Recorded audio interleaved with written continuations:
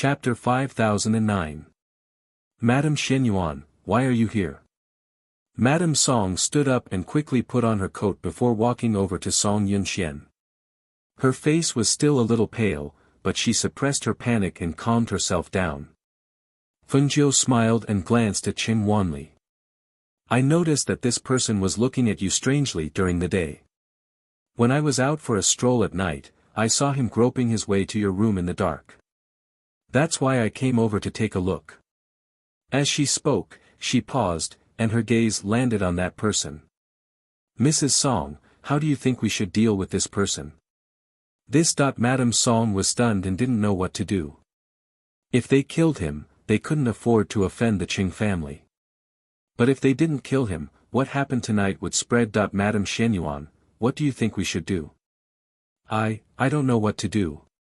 She was frightened tonight and felt a little better now, but her heart hadn't completely calmed down. She didn't know what to do either. Who are you? Do you want to die? How dare you touch me? Aren't you afraid of dying a horrible death? Qing Wanli shouted in a gloomy voice. He realized that other than his spiritual energy being sealed and his inability to move, he could still speak.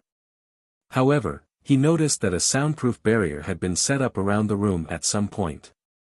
Thinking of this woman who appeared without a sound, he narrowed his eyes and stared at her. She was dressed in green, plain and unremarkable, just like her unremarkable face.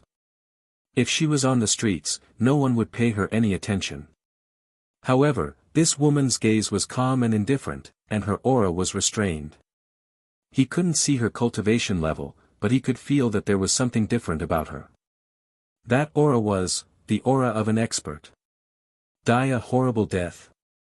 Fengjiu raised her eyebrows and laughed. She stared at him and a strange smile appeared on her face. She reached out and flicked a few air currents 3 inches below his navel. He groaned and his expression changed. What did you do to me? I just destroyed your manhood. Fengjiu smirked. Your manhood will be destroyed sooner or later anyway. Isn't it easier for me to destroy it for you now? Bitch! I'm going to kill you. He roared. Because of his roar, the veins on his neck bulged, but he couldn't break free from the immobilized body. Mouth. As soon as Fengjiu spoke, she raised her hand and a shadow flashed across the air. Slap. Slap. Slap. 3 heavy slaps landed on Qing Wanli's face. She didn't use her palms to slap him. Instead, she used her palms to slap him. The power of her palms was not inferior to her palms. After 3 slaps, his face was swollen and there was a trace of blood at the corner of his mouth. How dare you hit me? You, ah. Before he could finish his sentence, he heard a blood-curdling scream. Madame Song was stunned. She covered her mouth with both hands and looked at Madame Shenyuan with astonishment. Madame Shenyuan raised her leg and kicked Qing Wanli's crotch. Even she felt pain from the kick, not to mention Qing Wanli. Bang! Chapter 5010. You can't take it anymore. Fengjiu sneered and stepped on Qing Wanli's arm, breaking it. The sound of him gasping could be heard. She seemed to have just remembered that Madame Song was still there. She pulled her foot back and smiled apologetically. Did I scare you? Actually, I'm not usually like this. Madame Song's heart thumped wildly. She looked at her in disbelief, as if she had just met her for the first time. She swallowed and shook her head. No, you didn't scare me. I just didn't expect you to be this kind of person. Madame Shenyuan. It didn't scare her, but she didn't expect that the gentle and approachable Madame Shenyuan would turn out to be such a person. What kind of person was she? For a moment, she couldn't find the right words to describe her. She only knew that this kind of Madame Shenyuan made her feel safe. She had done everything she didn't dare to do. Madame Shenyuan, what should we do now that he's in this state? The people he brought with him are still living in the guest courtyard. If anything happens to him, I'm afraid. She looked at Chen Wanli, who was on the verge of death. She was worried. She wasn't worried that he would die. She was worried that if he died, the Song family would be in trouble. Oh, you don't have to worry. Fengjiu patted her shoulder and smiled. You have me. Not to mention them, even if the entire Qing family comes looking for you, I can still protect your Song family. Madame Song couldn't help but fall into a daze when she heard her daughter's words, the confidence in her voice, and the vigor between her brows. She thought for a moment and said, then how about this? Chase them out of the Song family residence. We can't let people like them stay here. Now that my husband isn't here, if you weren't here tonight, the consequences would have been unimaginable. Thinking about what happened earlier, she felt a lingering fear. If Madame Xianyuan hadn't rushed over, she would have been. Thinking of this, hatred grew in her heart. She stepped forward and kicked his crotch like Madame Xianyuan. This damned person. I really want to kill him. At this moment, Chen Wanli could only groan and groan in pain. The most vulnerable part of his body had been kicked twice. Furthermore, the two kicks were so heavy and ruthless. It was already a miracle that he didn't faint on the spot. I heard that they came to your residence to take something. Fengjiu said, staring at the pale-faced Chen Wanli on the ground. What is it? Madame Song asked in confusion. Then we'll have to ask him, Fengjiu smiled, playing with a dagger in his hand. He stared at Chen Wanli and said, speak. Why did you come to the Song family? What do you want? Bitch. You won't get a single word out of me. He said through gritted teeth, glaring angrily at the woman in green. He thought bitterly in his heart, if I find out who this woman is, I'll definitely wipe out her entire family. He wanted her to die without a burial place. No, he would be hacked to pieces and humiliated to death. Ah. Chapter 50:11. You don't want to talk. It doesn't matter. I'll just take it as practice on you. Fengjiu's mouth twitched and a smile appeared on her face, but her eyes were cold. She pulled out the dagger that was stabbed into Chen Wanli's thigh. At the same time, a pillar of blood spurted out. She raised her hand and the dagger fell again. This time, she stabbed the same spot and the same wound. Ah! The same wound was stabbed again, but this time, the knife was not pulled out. Instead, the dagger was slowly rotating there. It was as if a bloody hole had been dug out. The pain in his heart made him feel like he was going to die and come back to life. He wanted to faint several times, but he was awakened by the pain. At this moment, he couldn't even scream. His lips trembled and he couldn't say a word. Fengjiu pulled out the dagger and wiped it on Chen Wanli's clothes. She looked at the bloodstains on the floor and said to Madame Song, I've dirtied your room. Get someone to clean it up later. Okay. Madame Song nodded in a daze. She didn't know what to say. Are you going to talk or not? Fengjiu asked again as she twirled the dagger in her hand. In fact, she had plenty of pills in her space that could make him tell the truth. However, who told him to be so despicable? He even targeted a married woman and fell into her hands. Naturally, she wouldn't let him have it easy. Chen Wanli's eyes were filled with fear when he saw her twirling the dagger in her hand.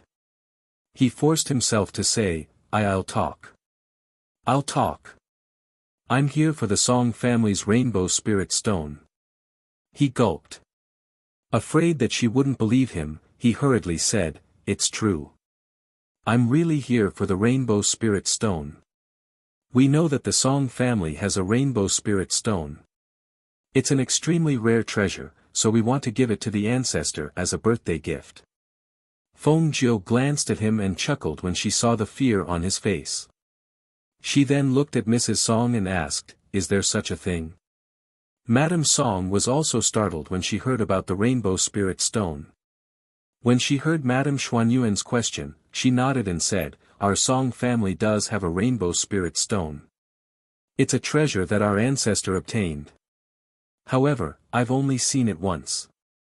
She didn't expect that this rainbow spirit stone would attract the attention of the Qing clan. She had heard from her husband that it was a rare treasure, but she didn't ask how rare it was or what it could be used for. This was because that thing had always been in the ancestor's cave. Since the ancestor had been cultivating in seclusion for many years, no one could see that thing. I'm not lying to you. I'm really here for the rainbow spirit stone. Really. Let me go. Let me go and this matter will be settled. I won't cause trouble for you or the Song family. As Qing Wanli spoke, he looked at the woman in green who was playing with the dagger. Fear flashed in his eyes as he said, "If you kill me, the Song clan will be in trouble because of this. It may even lead to the extermination of the clan. You better think carefully." Madame Song's heart sank. She was worried. However, she looked at Madame Xianyuan. Madame Xuanyuan's expression was calm. There wasn't the slightest trace of fear or panic. Madame Song's worried heart gradually relaxed. Chapter 50:12. Fengjiu smiled at his threatening words. She playfully glanced at Qing Wanli's pale face and asked, "Then who is that woman in the room?" "She's my..." Before he could finish his sentence, he was interrupted. "You'd best tell me the truth. If you try to trick me, you know the consequences." She played with the dagger in her hand as she spoke unhurriedly. Looking at the dagger, his face tightened and the corner of his mouth twitched. "In the end," he said, "she's a woman I kidnapped. I planned on bringing her home as a concubine." Fengjiu had already guessed this and wasn't surprised to hear him say this. She stared at Qing Wanli on the ground and sneered, "I'm afraid that killing you would dirty this courtyard, so I'll just cripple your cultivation. When you return, have the Qing clan bring gifts to apologize. Otherwise, I'll make sure your Qing clan falls from the top nobility to a third-rate clan." As soon as she finished speaking, she crippled his cultivation. At the same time, he let out a blood-curdling scream. His complexion quickly aged and his entire body withered until he was on the verge of death. Fengjiu waved her sleeve and removed the soundproof barrier around the room. She turned to Madame Song and said, "Call some people over. Throw them out." "Okay." Madame Song responded in a daze. She would do as Madame Song said. She lowered her head and checked her clothes before walking to the door. When she opened the door, she saw the collapsed person in the courtyard. Her eyes slightly trembled and her lips pursed. She took a deep breath and was about to call for help when she seemed to have thought of something. She looked back at Fengjiu and hesitantly said, "Madame Xianyuan, if we call for help, the Qing clan will hear the news and come over." It's fine. Just call for help. Those people from the Qing clan won't be able to do anything." Fengjiu said with a faint smile. Seeing how confident she was, Madame Song called out, "Where are the hidden guards of the estate?" Her voice carried a hint of spiritual power, and at this moment, it spread clearly to half of the estate. Almost at the same time, when the secret guards in the manor heard her voice, their hearts sank. Their expressions changed slightly, and they quickly rushed to the main courtyard. When they arrived at the main courtyard, they were just in time to see Madame Xianyuan in green crippling the cultivation base of an unconscious old man from the Qing family. They could not help but gasp. Suppressing the shock and fear in their hearts, the hidden guards quickly stepped forward and saluted, "This subordinate greets Madame." After they spoke and saluted, the leader of the hidden guards looked at the courtyard and smelled the scent of blood. He asked, "Madam, what happened? Go and drag the people out of the room first. We'll see if our people have fainted or something," Mrs. Song said as she gestured for them to drag the people out of the room first. Madam, when they heard that someone had entered Madame Song's room, their hearts tightened and they immediately went inside. However, they were shocked by the scene inside. They had just seen Chen Wanli being invited into the courtyard as an honored guest. Now, he was lying in a pool of blood. His cultivation had been crippled and he appeared old and withered. When they thought of how Madame Xianyuan had crippled the old man's cultivation, it wasn't hard to guess that Madame Xianyuan was the one who had caused Chen Wanli's condition. Chapter 50-13. Who dares to harm my Qing clan members? The group of people from the Qing clan who were in the courtyard rushed over. They were led by 3 old men and behind them were a few guards. Their appearance quickly surrounded the entire main courtyard. The 3 old men landed in the courtyard and quickly came to the side of Chen Wanli and the other old man. When they saw their appearance, they sucked in a breath of cold air. Hiss! His cultivation was actually crippled. With one's cultivation base crippled, it could be said that one's entire being was crippled. Chen Wanli was still fine, he wasn't that old. His lifespan was still intact, but as for that old man, his cultivation base was crippled. Most probably, he wouldn't be able to live for much longer. Who is it? Who did it? The 3 old men roared, the anger in their hearts surging to their heads. Chen Wanli's cultivation was crippled. How were they going to explain it to the clan head when they returned? One must know that Chen Wanli and the clan head were born from the same mother. The clan head, Chen Wanshan, had always treated him well. He allowed him to do whatever he wanted outside and rarely scolded him. Now that his cultivation was crippled, they could imagine how terrifying the clan head's anger would be when they returned. What happened? What's going on? The elders of the Song clan hurried over after hearing the news. Some of them even tied their robes as they walked. When they saw the angry faces of the Qing clan members in the courtyard, they were slightly startled.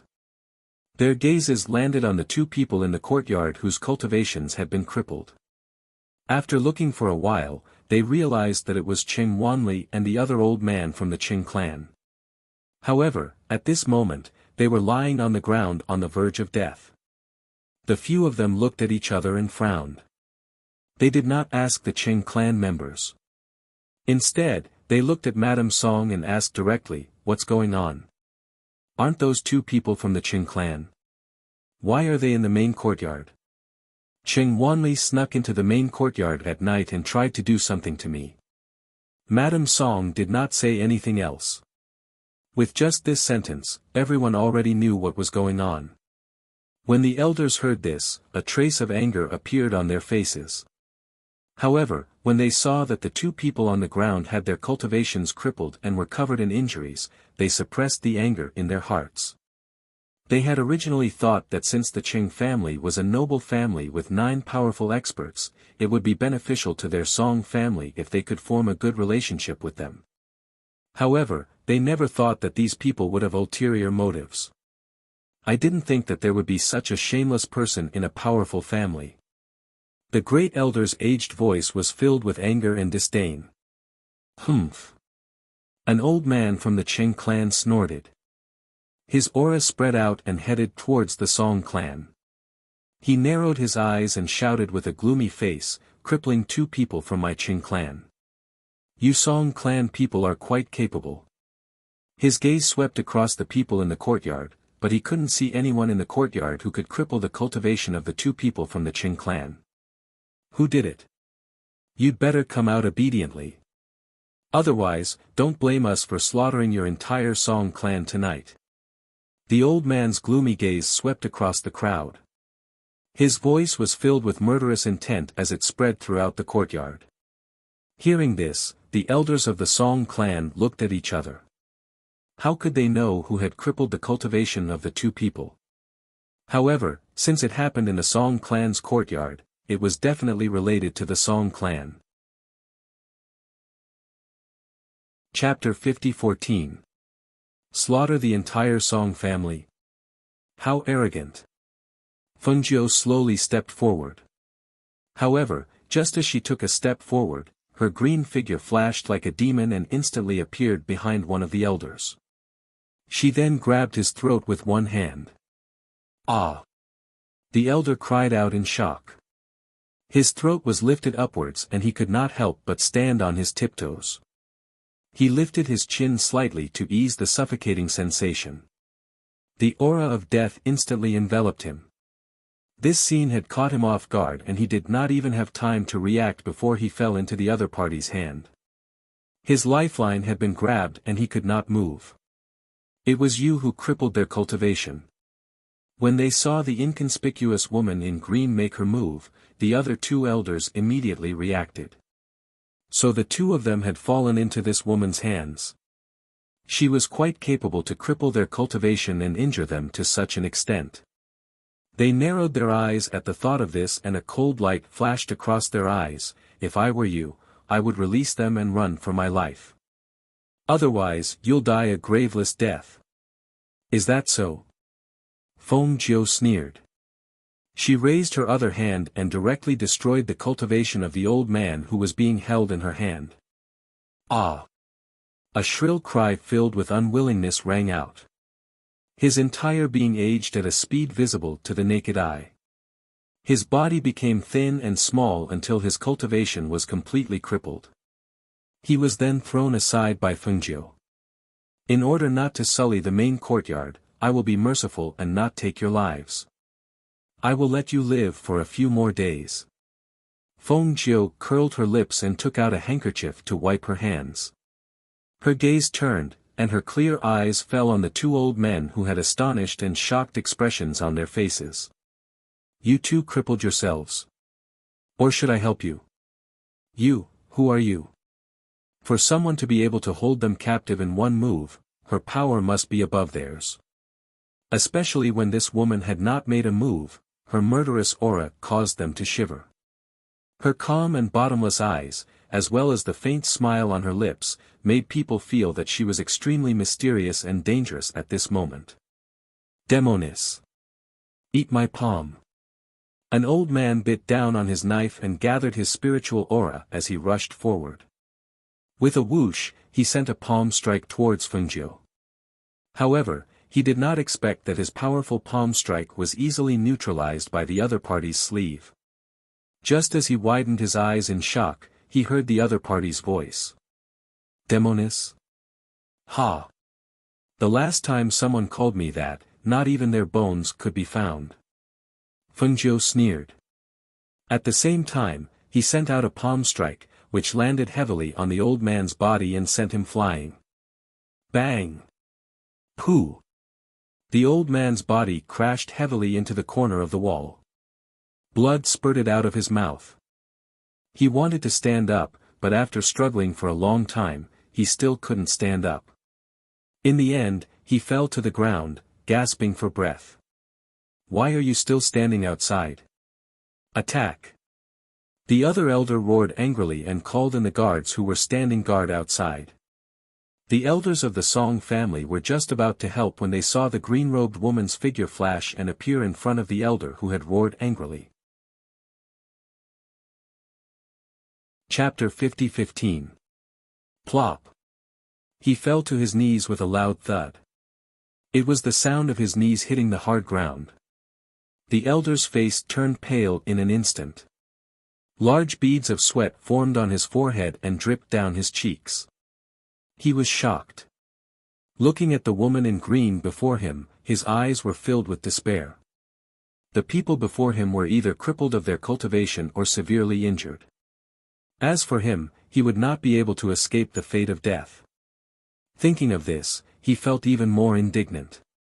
However, there was nothing he could do. Because at this moment, he clearly knew that this woman's power was far above theirs. Their coercion had no effect on her. On the contrary, when she exerted her coercion, they did not even dare to breathe loudly. They were forced to kneel down. Feng Jiu glanced at the elder on the ground indifferently. With a wave of her sleeve, she sent the guards who rushed forward flying. At the same time, she ordered, "Capture them." She looked indifferently at the leader of the Song family's shadow guards. Yes. Almost instinctively, the captain of the Song family's hidden guards responded. After he responded, even he was stunned for a moment. He glanced at his mistress. Seeing that she did not respond, he quickly went forward and grabbed those guards. I'm not killing you. Firstly, I don't want to dirty this courtyard. Secondly, I want you to send a message back. Tell the Qing family head to personally bring gifts to apologize. Otherwise, don't blame me for being impolite. As soon as she finished speaking, she flicked her sleeve and the person kneeling on the ground was sent flying. He fell next to the old man in the corner. The Song family did not even have a chance to speak. No, it should be said that they were stunned when the woman in green appeared. They did not know who she was. How dare she? How could she so easily leave them on the verge of death? They did not even have the strength to resist. Throw them out of the Song mansion. Madame Song ordered. Yes. The shadow guards responded. They quickly dragged them out of the Song mansion. She then ordered the maidservants to clean up the courtyard, cleaning up the smell of blood in the courtyard. The elders of the Song family, as well as the other members of the Song family and the shadow guards, were all stunned when they saw this scene. They had thought that this would be a tough battle and that they might need to help. However, who knew that they would suddenly feel like they were just there to be bystanders? They were not of any use at all. In the darkness of the night, the Qing family guards who were thrown out supported the few people who were on the verge of death. The Song family's shadow guards even sent 1 or 2 people to keep an eye on them. In the main courtyard, Fengzhou looked at Madame Song and said, now that they have been chased out, there shouldn't be any problems in the short term. Find someone to check on that woman in the room. I'll leave the rest. I'll leave the rest to you. I'll go back and rest, she waved her hand. How? Now that the elders of the Qing family have their cultivations crippled, and the ones who are seriously injured are also seriously injured. She even asked the Qing family to come and apologize. Is that possible? The way I see it, our Song family is in big trouble this time. Chapter 50:16. When Madame Song saw this, she said, what's done is done. There's no point in saying anything more. I'll send a message for Lingbo and the others to come back first. Let's go take a look at that woman in the guest house. As she spoke, she led a few people to the guest house.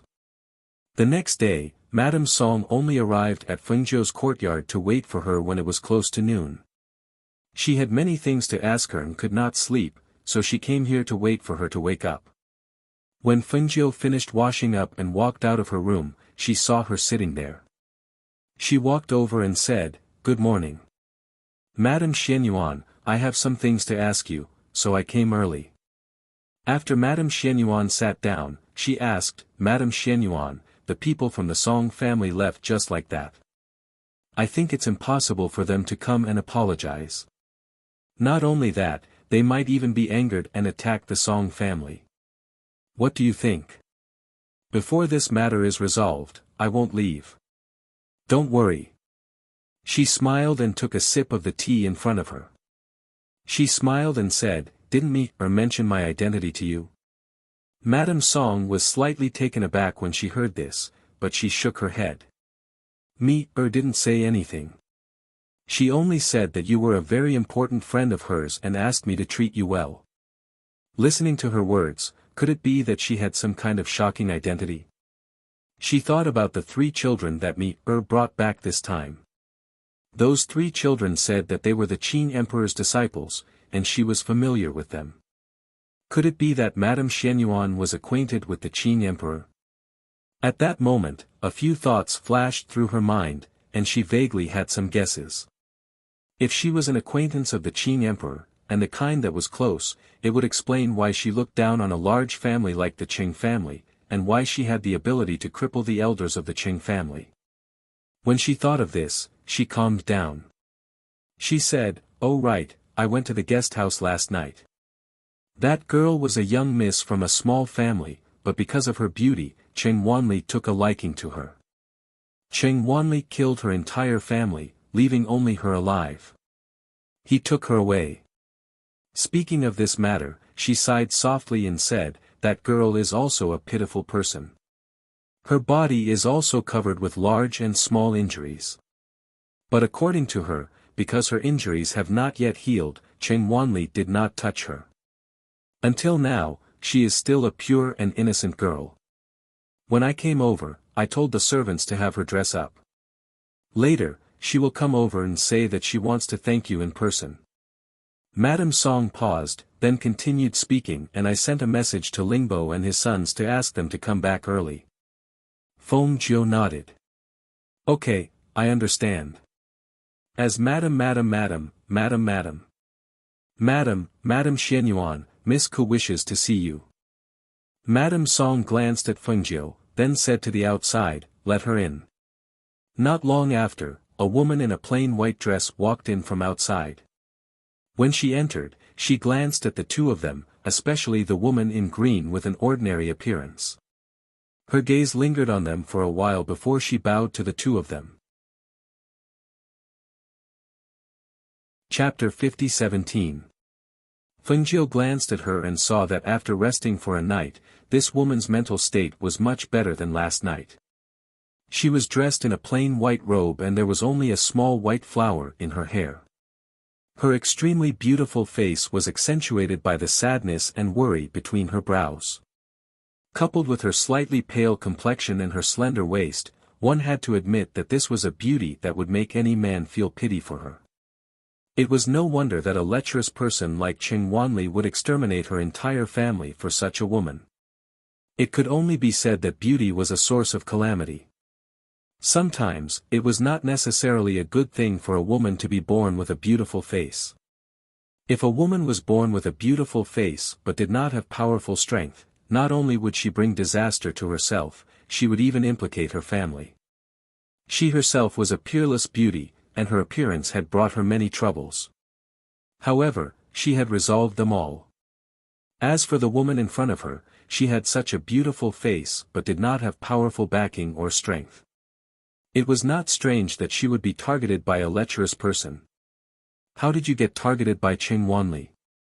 Feng Jiu gently scraped the tea as he asked casually. He did not allow her to get up and allowed her to continue kneeling. "It was because one day when I went out, I was stopped by him.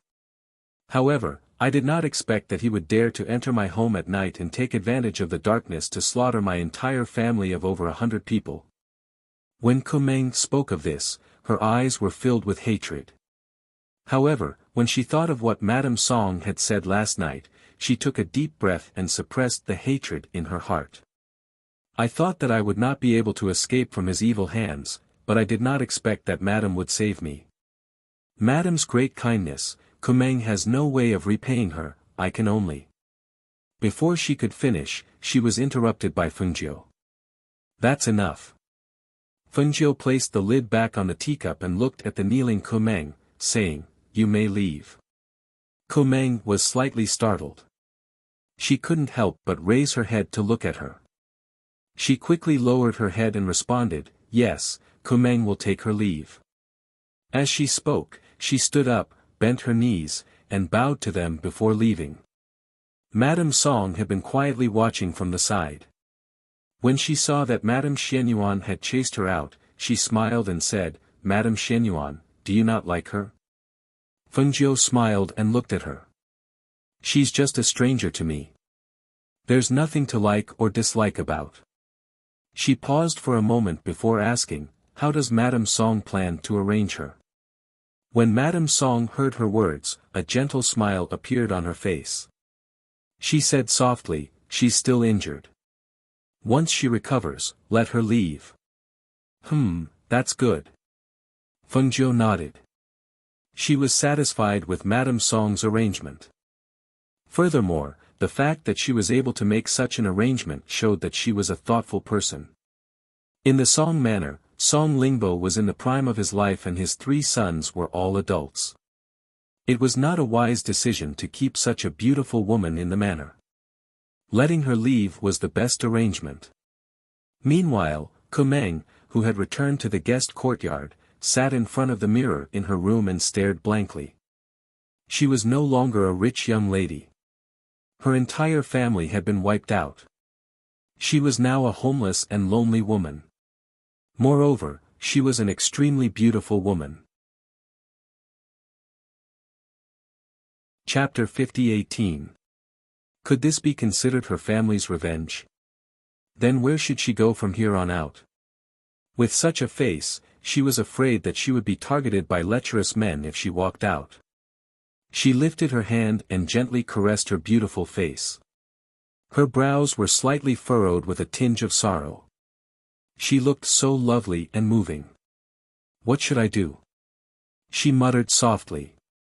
At the same time, Song Lingbo and the others in the forest were all overjoyed.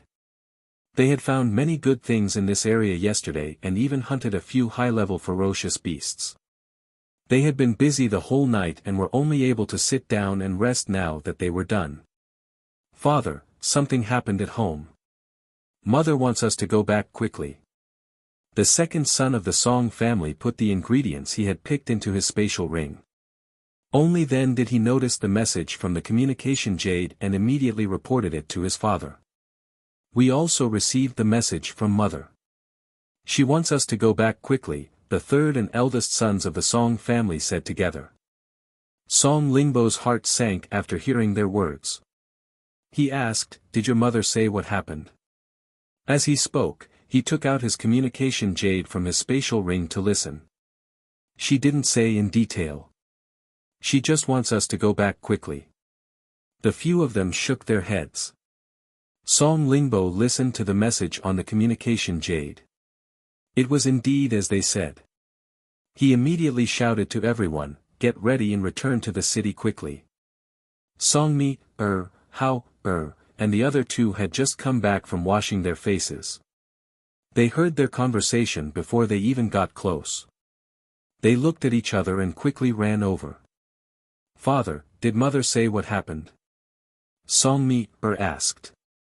"She only said that something happened at home. I'm afraid it's not a small matter. Otherwise, your mother wouldn't have sent us a message." Song Lingbo frowned. He was worried about the situation at home, so he ordered everyone to get ready quickly.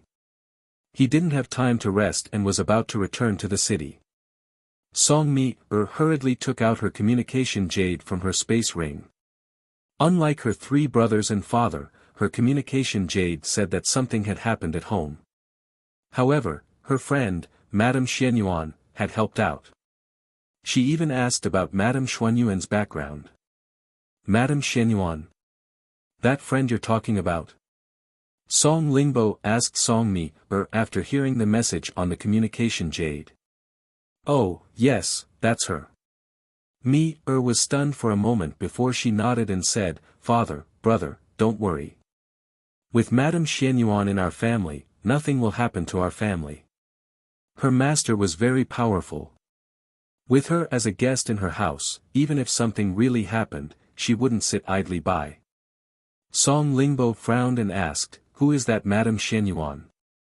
How do you know that nothing will happen with her around? Where did she come from? How could he be so capable?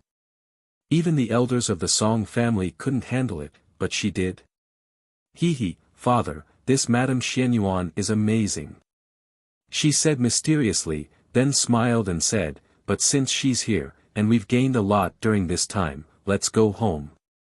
But don't worry, everything will be fine." Hao and the other two nodded at the side, expressing their agreement. With their mother around, who would dare to cause trouble for the Song family? Wasn't he tired of living? Chapter 50:19. Yes. The elite guards replied in a low voice. "The three of you will ride on one sword. One of you will focus on flying on the sword while the other two will prepare for battle. Ihong, you will protect me, and the three children in the middle. I will lead the way. The elite guards will protect the surroundings with their swords. Don't get caught up in battle. Our main goal is to get out of the forest. Do you all understand?" Song Lingbo shouted in a low voice. His voice was sonorous and powerful. In an instant, it stirred up the spirits of the elite guards. They were all prepared for battle. Understood. The crowd responded immediately. They quickly arranged themselves into a formation and followed him on their swords. They flew directly from the dense forest, past the towering trees, and flew directly into the air. Although Hao, and the other two wanted to say that they could also fight and did not need their protection, they did not say anything when they saw the serious expressions of the Song family members. Knowing that something had happened at home, they were probably anxious to return home. However, the more anxious they were, the more likely something would happen. Hao, and the other two followed the three brothers of the Song family separately. They were surrounded by elite guards and Song Lingbo was leading the way. After flying for a distance, there was no problem. However, not long after, they heard a shrill sound from the sky. It's the spirit-eater birds. Everyone, be careful. An elite guard shouted and instantly tensed up. Hao looked back and saw a flock of spirit-eater birds flapping their wings and shrieking as they flew towards them. There were so many of them that they looked like a black mass. Song Lingbo also saw the flock of spirit-eater birds. When he saw that there were so many of them, his heart sank. The sword in his hand turned and his spiritual power surged. Suddenly, he raised his chi and heavily slashed towards the flock of spirit-eater birds. Ha! With a low shout, the aura of the sword was also released. The spiritual power and the aura of the sword converged to form a huge sword that was visible to the naked eye. With a whistling sound, it slashed towards the flock of spirit-eater birds. Whoosh! The moment the aura of the sword was released, the flock of spirit-eater birds were also scattered. Most of them flew to the left and right to avoid the attack. Only a few could not dodge in time and were chopped to death. With a shriek, they fell into the forest. Pu. The flock of spirit-devouring birds was getting closer and closer, and the sound of their wings flapping became clearer and clearer as they flew closer. Because of the split of the saber, the flock of spirit-devouring birds rushed forward again, surrounding them from all directions. Using their huge claws and beaks, they attacked and tore at them. Ha! You're courting death. The elite guards shouted, and the swords in their hands struck out at this moment, towards those spirit-devouring birds that were flying towards them.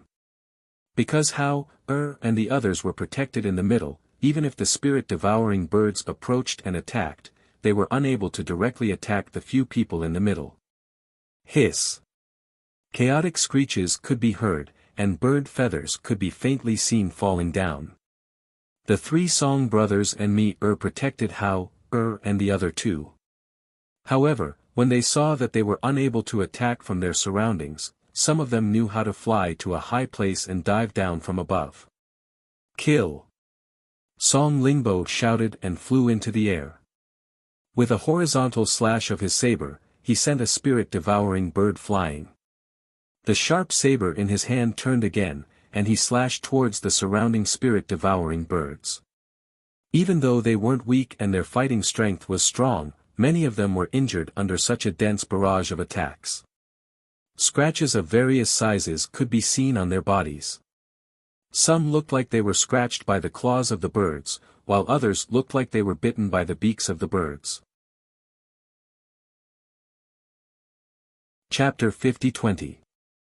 However, Song Lingbo's strength was indeed very strong. In addition, the strength of the elite guards he brought along this time were first class. Although they were injured, it was not fatal.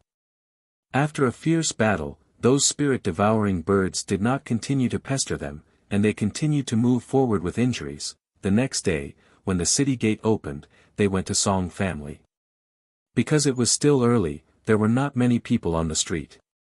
Although this was the case, when they saw the group of people coming back with injuries and looking travel-worn, they were still surprised for a long time. Hao, and Mu Chen followed the group of people and Yu was sleeping on Mi's back. Knocking on the door, Song Lingbo walked in with large strides and said to the people behind him, "Elite guards, go and rest first. Yihong, you three also go and wash up before coming back." Treat the injuries on your body a little so that your mother won't worry. Take the 3 children back to the courtyard to sleep. Okay. Everyone responded and watched him walk in with large strides, then left. When Song Lingbo returned to the main courtyard, Madame Song had not yet woken up. When the door was gently pushed open, Song Lingbo walked in with light steps. As he entered the room, a cold wind blew in. Madame Song on the bed was startled and instantly opened her eyes and sat up. Who? Ever since that night, she could not sleep well at night because she was always worried that someone would break in. Madam, it's me. Song Lingbo said and strode to the side of the bed. Hearing the familiar voice, Madame Song's worried heart relaxed. She opened the bed curtain and looked at the person who came. Seeing him like that, she couldn't help but be startled. She hurriedly got up and asked, "Why is there so much blood? Where are you hurt?" Her hands grabbed his arm and looked up and down, but she couldn't see where the wound was. "It's nothing, it's not my blood. It's the blood of some fierce beasts. We came back in a hurry and didn't have time to change clothes and clean up." He hurriedly comforted. That's good, that's good. That's right, how are Hong and the others? And the 3 children? Are they all okay? She asked again. They're all fine. Don't worry. It's just that the elite guards suffered some injuries, but they're not fatal. We just came back. I'll let Hong and the others wash up first before coming back. I'll let take the 3 children to rest in the courtyard. Song Lingbo said as he led her to the table and sat down. He asked, "Madam, what happened at home? Are you frightened?" Just now, when he entered the room, he had clearly lightened his footsteps. If it was in the past, she would not have been startled awake in that instant, but just now, she was suddenly startled awake. Madame Song continued, "You don't know this, but a man named Cheng Wanli came with his entourage and 4 elders. He said that he was an old friend of yours and wanted to visit you. He beat up the gatekeeper as soon as he arrived. The elders stepped in and said that the Cheng family was a big family in Longnan. Since they were old friends with you, it would be unreasonable for us to refuse them." Chapter 50-21. Damn it! Song Lingbo was enraged. He slammed his fist on the table with a loud bang. Even the teacups on the table made a crisp sound.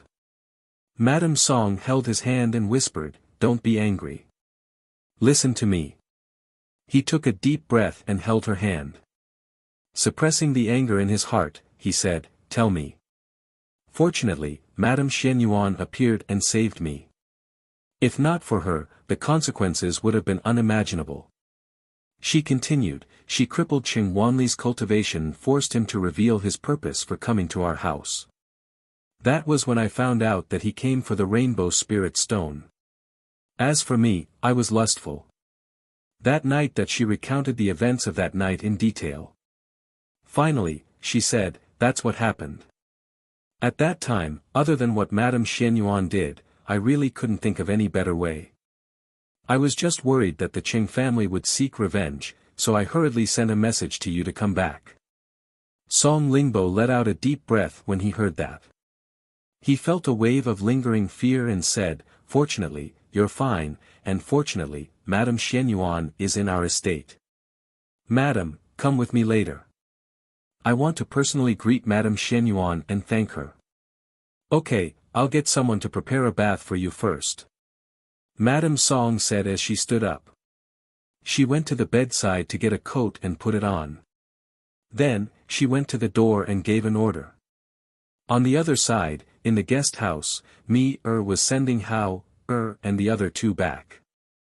She heard from the housekeeper at Madame Shenyuan lived in the courtyard where the 3 children were staying. When she arrived at the courtyard, she dismissed the servants and saw the 3 children running inside. Just as she was about to knock on the door, Hao paused and said in a low voice, "Why don't we bathe and change first before coming to see Mother? Let Mother sleep a little longer." Mu Chen saw that it was still early and remembered that his mother liked to sleep in. He nodded in agreement. Okay, let mother sleep a little longer. Yes, yes. Let's change into clean and beautiful clothes before coming to see mother. When you entered the residence, she woke up. Her little face still had sleepiness. At this time, hearing the words of her two elder brothers, she also expressed her approval.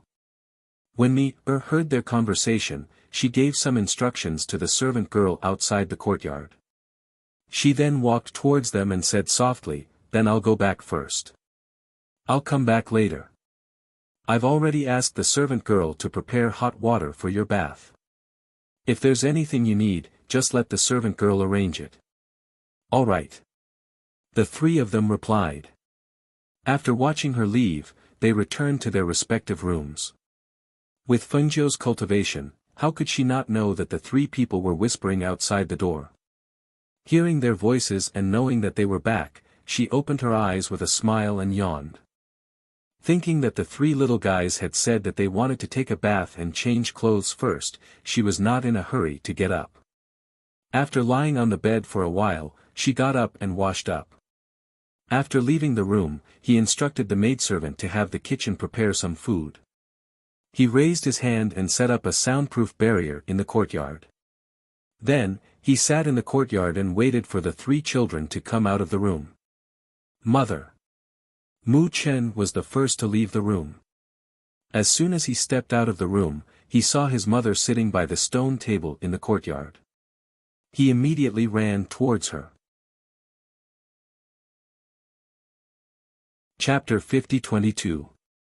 After not seeing him for a period of time, seeing that he had grown a little taller, she couldn't help but smile. She picked him up and sat him on her lap. Looking at the little guy's blushing face, she couldn't help but laugh. "What's wrong? Mother is holding you and you're still shy." She deliberately teased him and reached out her hand to gently tap his nose. "Mother, I'm a boy, I can't always let mother hug me." He tried hard to keep a straight face, but that slightly upturned mouth couldn't conceal the joy in his heart. "It's okay, even if you're a boy, you're also mother's precious son.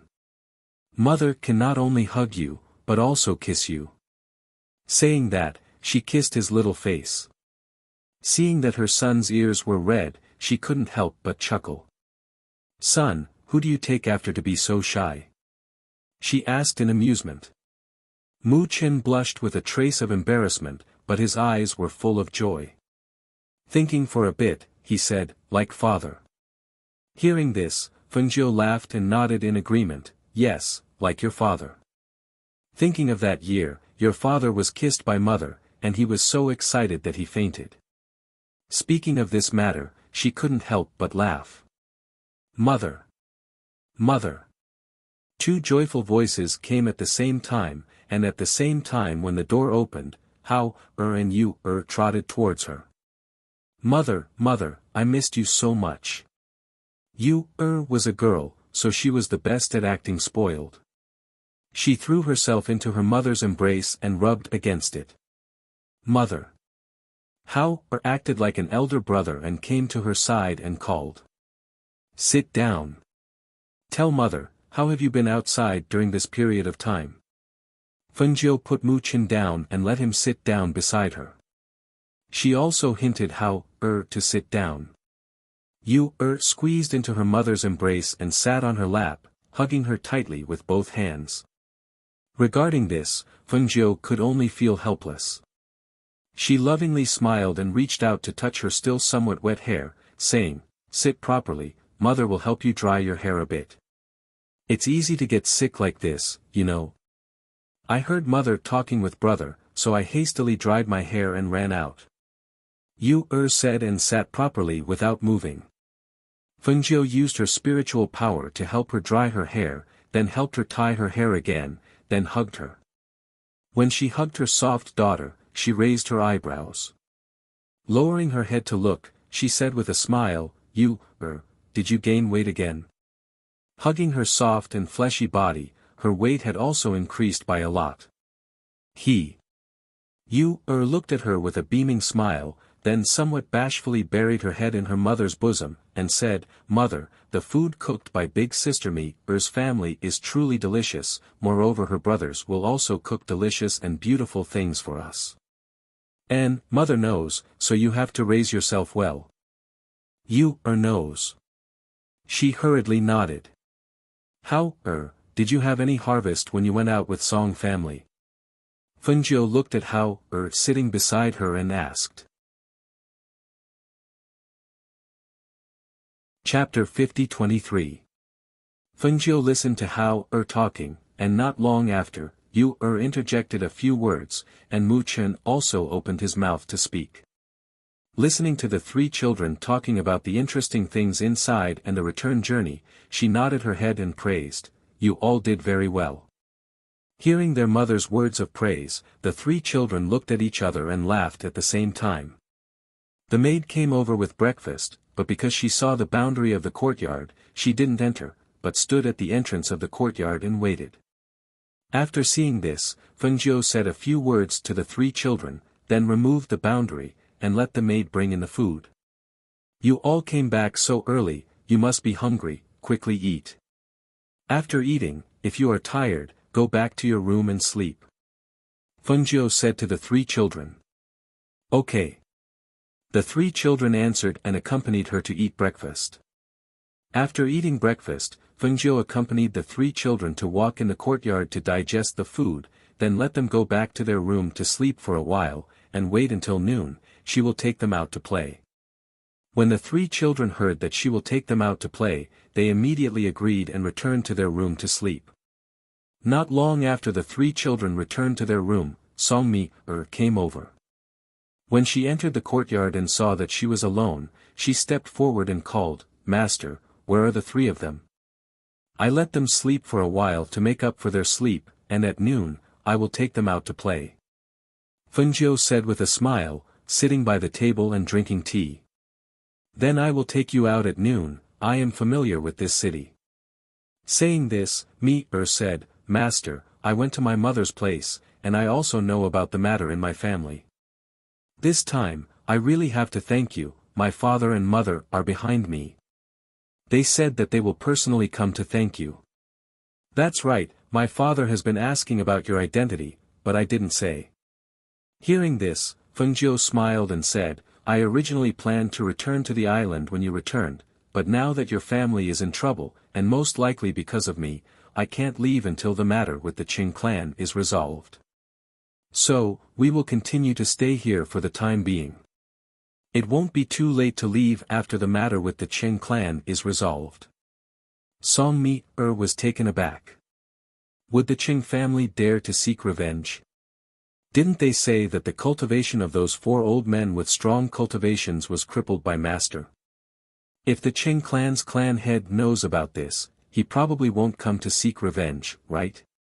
After all, to be able to cripple the cultivation of those four people, his strength was naturally not weak.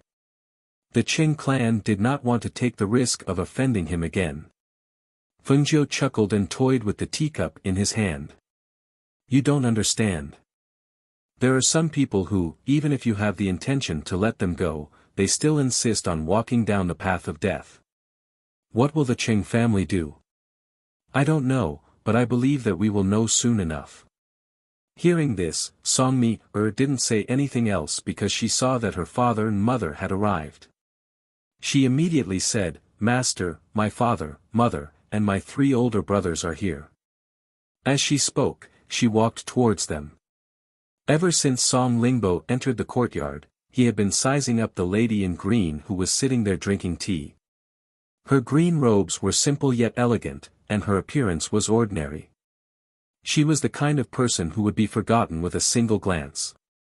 However, as she sat there, the calmness she exuded was inexplicable, and no one dared to underestimate her. Based on his experience of reading countless people, he could tell at a glance that this person was a powerhouse who had hidden his strength. Chapter 50-24. "You don't have to be so polite," Fengjiu said and gestured, "please sit." Song Lingbo and his wife sat down at the stone table.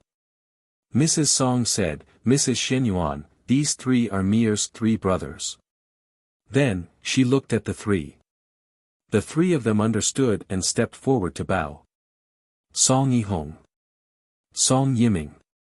Song Yifan, nice to meet you, Mrs. Shenyuan, the three said at the same time and bowed respectfully. I've always heard mention the three of you. Madam Song, you're truly blessed to be able to meet you today. Feng Jiu smiled as she looked at Madam Song.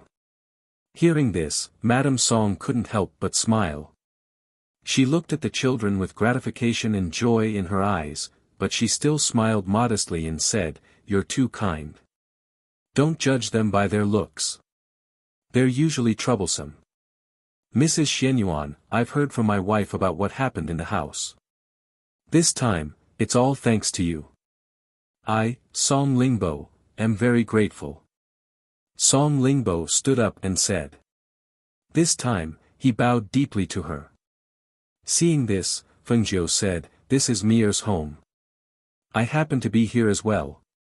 It's not a big deal.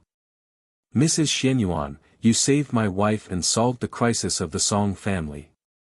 To you, it's not a big deal, but to the Song family, it's a big deal. Song Lingbo looked at her and said, with Madame Xuanyuan's ability, I don't think I can do anything for Madame. I can only personally cook for Madame Shenyuan while Madame Shenyuan is staying in my residence to thank Madame Shenyuan. Hearing this, Feng Jiu laughed and said, If it's anything else, I really don't need it. However, I am a person who loves delicious food. I am very honored to have Chef God Song personally cook for me. Is that so? Didn't I say that if Father wants to repay me, it would be best for you to personally cook? Who was at the side, winked at her father and said with a smile. Yes, you're the smartest. Mrs. Song chuckled as she glared at her daughter. Madame Shenyuan, I have something to ask you today. Song Lingbo's gaze fell on her as he spoke. Seeing this, Feng Jiu smiled and said, You want to know who I am? Song Lingbo nodded and said seriously, That's right. I'm very curious about Madame Xuanyuan's identity. Other than that, I'm also worried that the Qing clan won't let this matter rest. Therefore, I hope that Madame Shenyuan can tell me her identity so that I can be mentally prepared. He wanted to know her identity for two reasons. Firstly, he was curious. Secondly, he was worried that the Qing clan would come again. When that time came, the Song clan would be strong. He knew very well what kind of fighting power the Song clan had. Even if they were a big clan, they would definitely not be able to fight against a clan like the Qing clan. Therefore, he had to know her identity before he could make arrangements. Feng Jiu smiled and looked at Song Lingbo and Mrs. Song. He said slowly, My name is Feng Jiu. Feng Jiu. Mrs. Song was stunned. Hearing this name, she was confused. Song Lingbo was shocked. His eyes widened in disbelief and he stood up.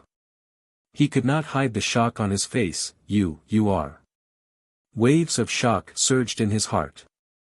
He could not believe it. Feng Jiu. Chapter 50-25.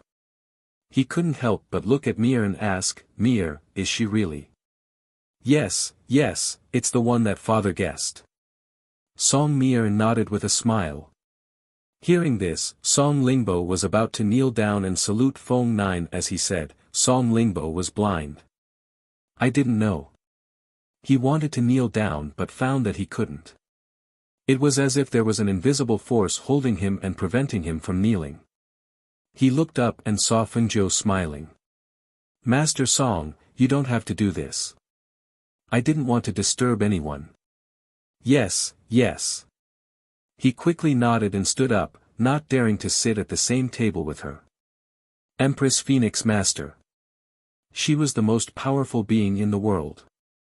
People like them had only heard about her. Never did they expect to see her in person, and in their home. Suddenly, he felt a bit dizzy, as if it was all unreal. When the three sons of the Song family heard that name, they vaguely felt that they had heard it somewhere before, but they couldn't remember where. Seeing their father's shocked and excited expression, they couldn't help but look at each other with a surprised expression.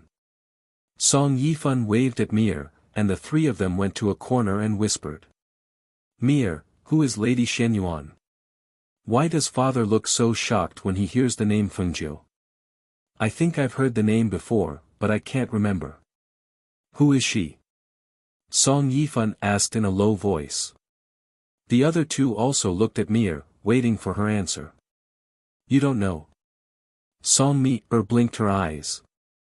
There was a hint of surprise in her voice. She looked them up and down and said, Who told you to bury yourselves in researching new dishes at home? You don't know what's going on outside. Mir, tell us. What do you want to eat? I'll make it for you. Hearing this, Song Mi grinned. Seeing how anxious they were, she couldn't help but find it funny. She said, I won't say it, I won't say it. Later, you guys can ask father yourselves. However, what you heard here, just let us know.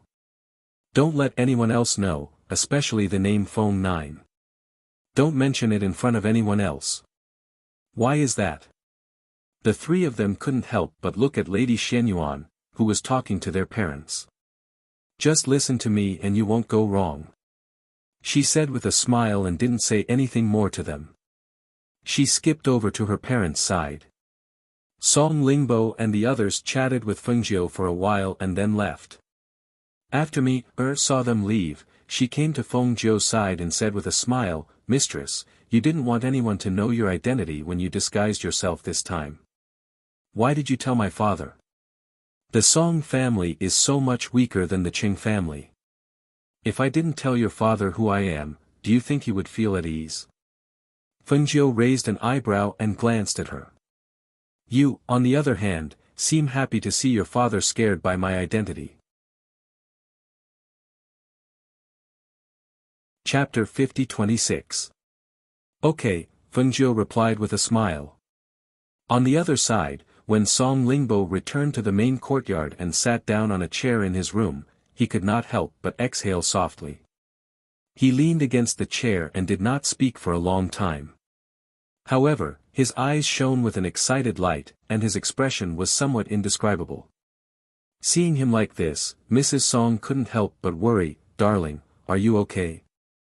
Ever since he heard that Mrs. Xuanyuan's name was Fengjiu, he had been acting weird. Now that he was back in his room, he was sitting there in a daze. Song Yihong and the other two looked at each other and asked, Dad, who is this Fengjiu? Why did you? Before he could finish his sentence, he saw Song Lingbo, who was sitting down, suddenly stand up. Song Lingbo gestured for him to keep quiet and strode outside. When he arrived at the door and saw that there were no servants in the courtyard, he closed the door and set up a soundproof enchantment. All of them were stunned when they saw this, and their expressions couldn't help but become serious. We have an important guest. This is Mrs. Shenyuan. She is incredible. When he mentioned this, he could not hide the excitement on his face. He said, Fengjiu is the name of the Empress Phoenix Master. It can't be wrong. Madame Shenyuan is the Empress Phoenix Master. She's also the Phoenix Master who killed the Northern Flame Emperor not long after ascending. Hearing this, Song Yifan slapped his thigh and said excitedly, I was wondering why this name sounded so familiar. She is the Empress Phoenix Master. However, I've heard that the Phoenix Master likes to wear red clothes, and her beauty is unparalleled. The one in our house looks very ordinary. Could it be a mistake? Or is it just the same name? Yes. She is a legendary figure. How could she be a guest in our house? Dad, could it be that she has the same name? Song Yihong said. He couldn't believe it. He couldn't believe that such an unreachable figure would come to their house. It can't be wrong. It must be her. Song Lingbo said with certainty, think about it, if it wasn't for her, who else would have the ability to cripple the cultivation of the four elders of the Qing family? If it wasn't her, who would dare to look down on the Qing family like she did? Furthermore, also said that it was her. There's no mistake. Mrs. Song heard this and asked, so, as long as she is in our house, even if the Qing family comes for revenge, we don't have to worry. Let's not talk about one Qing clan. Even if 10 Qing clans came, as long as she was in our residence, we would have no worries. Song Lingbo said. At this moment, it could be said that he was completely relieved. Originally, he wanted to send out invitations to those experts who were on good terms with him to come and help him. He didn't expect that there would be no need for that now. With Fengjiu in their house, they wouldn't have to worry even if there were 10 Qing families. That's good, that's good. Only then did Madame Song's anxious heart relax. She said, Madame Xianyuan said that she would only leave after settling the Qing family's matter. She wouldn't let our family be implicated. Chapter 50-27. Alright, we understand. The few of them made a mental note. During this period of time, I will personally cook her meals in our residence. The 3 of you will be my assistants. Come, let's go to the kitchen to take a look. He gestured, and after instructing his wife, he walked out with his 3 sons. At noon, Fengjiu brought the 3 children, and led the way to the city. Before leaving, went to inform her parents, so she knew that her father would be cooking tonight. Tonight's dinner, they still had to return to the residence to eat. After and Fengjiu left, the residents began to get busy, preparing for dinner. At this time, most of the people in the Song residence had already forgotten about Kumeng, who was still recuperating in the guest courtyard. When Kumeng found out that the head of the Song family and the young masters had returned, the people in the residence were also busy. She sat in the courtyard in a daze, realizing that her situation in the Song family was really awkward. A guest could not be considered a guest, nor was she an old friend of the Song family, nor did she have any ties. Other than that one day, Madame Song never came again, as if she had forgotten about her. The Song family was kind enough to let her stay and recuperate. She was grateful, and her injuries gradually healed. However, as her injuries gradually healed, her heart became more anxious. Because, she did not know where she was going to go. After sitting in the courtyard for a while and spacing out for a while, she stood up and walked out. With nowhere to go, there was no way out. Sitting here in a daze would not do her any good. Why not go out for a walk to relieve her boredom and see what the Song family was busy with? Kumeng, who was dressed in a plain white dress, had an extremely good appearance. Coupled with the slight worry between her brows, she exuded a delicate aura that made people want to protect her. As she walked in the residence, the guards in the residence could not help but glance at her. As long as it wasn't a forbidden area, no one would stop her. Thus, as she strolled, she unknowingly arrived at the main courtyard. She thought that since she was recuperating in the Song residence, she should properly thank Madame Song. Unexpectedly, before she could enter the main courtyard, she saw Madame Song walk out from the courtyard. Madam. She curtsied and called out. Miss Ku, what brings you here? Madame Song asked as she looked at Kumeng, her eyes flashing. A woman must be pretty and filial. What he said was true. She was also a woman. She was wearing a plain white dress with a small white flower in her hair. She didn't wear any makeup, but she was so beautiful that it made people want to take pity on her. Hearing her words, Kumeng paused and said, I was recuperating in the courtyard and hadn't walked around for a long time. Unknowingly, I walked over to Madame's place. Seeing that the servants were all busy, I wanted to ask Madame if there was anything I could help with. I see. Madame Song smiled and said, Miss Ku, you are a guest in our residence. Furthermore, you are injured and should be recuperating. Those chores are all done by the servants. Naturally, we can't trouble you. As she spoke, she paused for a moment before continuing, my master and my 3 sons have returned. Miss Ko is an unmarried woman after all. During this period of recuperation, it will be inconvenient for you to move about in the residence. If there is nothing urgent, Miss Ko can order the servants to come here. Chapter 50-28. A complicated look flashed across Madame Song's eyes as she watched Kumeng leave. Madame Song could not be blamed for treating her like a stranger. She was simply too beautiful. Now that she was homeless, who knew if Madame Song would harbor any evil thoughts? Sigh. Madame Song sighed softly and returned to the courtyard helplessly. Kumeng did not go anywhere else. Instead, she returned to her room in the courtyard and sat in front of the mirror. She looked at herself in the mirror and her eyes flashed. She gently caressed her face with one hand. In the past, I used to think that as a woman, it was a blessing to have such a beautiful face. However, it was also this face that brought about the destruction of my family. Now that I was luckily saved, it was as if I was reborn. Now that I look at this extremely beautiful face again, I feel that it is the root of disaster. She muttered to herself as she thought of Madame Xuanyuan's indifference and Madame Song's alienation. She knew that it was all because of this face.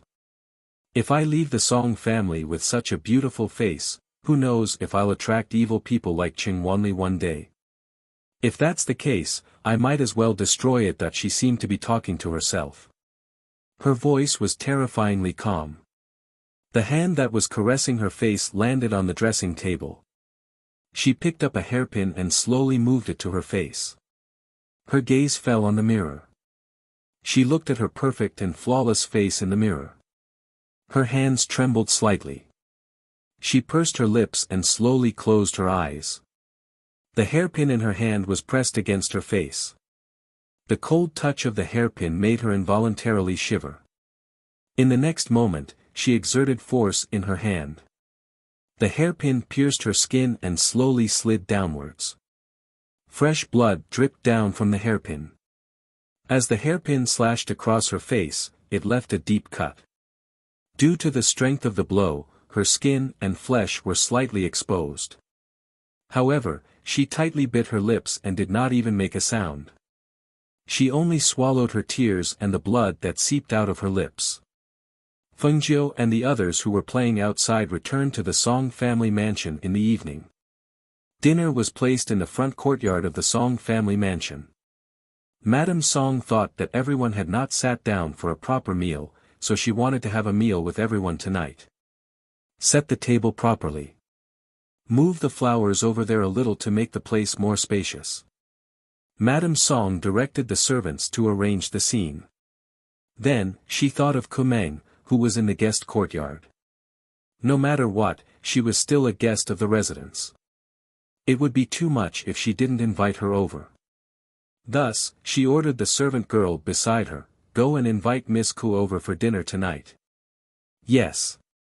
The maidservant responded and went to the guest courtyard. "Mother." Song Mi-er came over and looked at the busy people. She smiled and went forward to hold her hand. "Mother, who else do you want to invite to eat?" "It's Miss Kumeng from the guest courtyard," Madame Song said. "Oh, is it the girl you saved that night? Then I'll go invite him. In any case, I haven't seen her yet."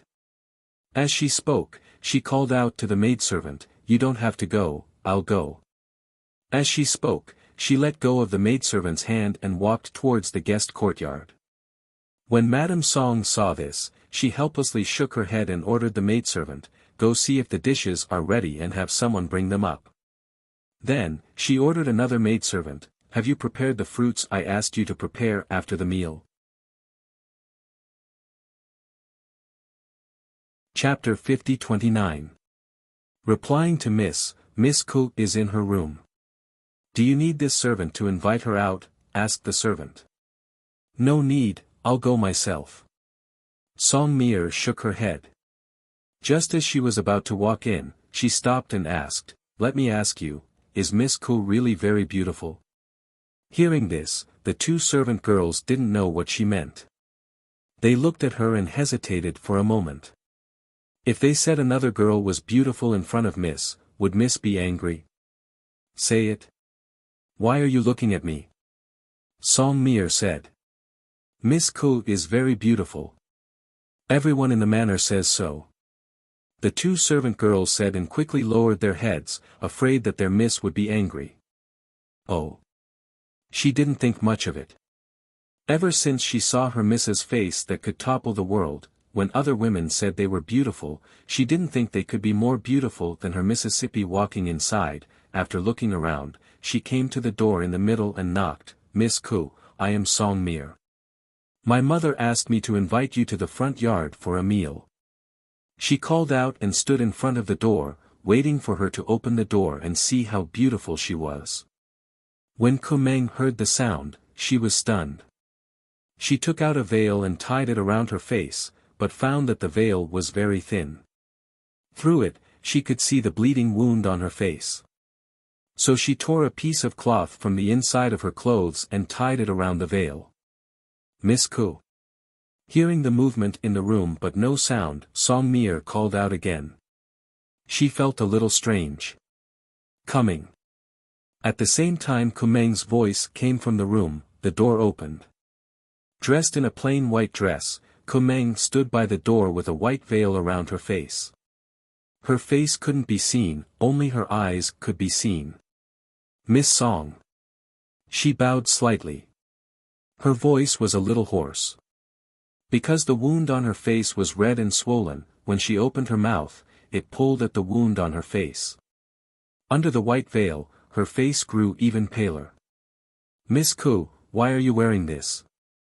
Song Mir pointed at the white cloth on her face and asked in surprise.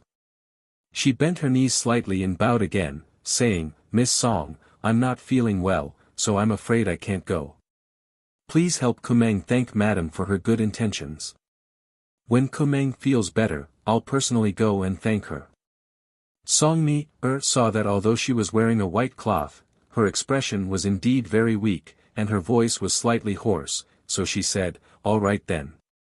Miss Ko, if you're not feeling well, you should have a good rest. Later, I'll have the estate's physician come over to take a look at you. No need to trouble yourself. I'll be fine after some rest. Thank you, Miss Song, she said. Seeing this, Song Mir did not say anything else. She told her to rest well and left. After watching her leave, Kumeng closed the door and went back to lie on the bed. The wound on her face was burning with pain, and it was so painful that it twitched and twitched. She closed her eyes and thought, I'll be fine after I get through these 2 days. On the other side, Song Mir told her mother what Kumeng said. When Madame Song heard this, she sighed softly and said, fine, later tell your brother and the others to leave a portion and have the servant send it to her. Okay. Song Mir replied with a smile. Chapter 50-30. When the meal was finally over and everyone had dispersed, the elders hurriedly stopped Song Lingbo. Lingbo. What's going on with you? Why did he dive into the kitchen to cook after coming back? I'm afraid the matter between the Song and Qing family isn't over yet. As the family head, why aren't you worried at all? One of the elders said worriedly. That's right. Now that the family is in big trouble, you're still in the mood to eat and drink? Another elder shook his head and said. Because he was worried, even though Song Lingbo was in charge of cooking tonight, he was not in the mood to eat. Hearing this, Song Lingbo said, Elders, don't worry.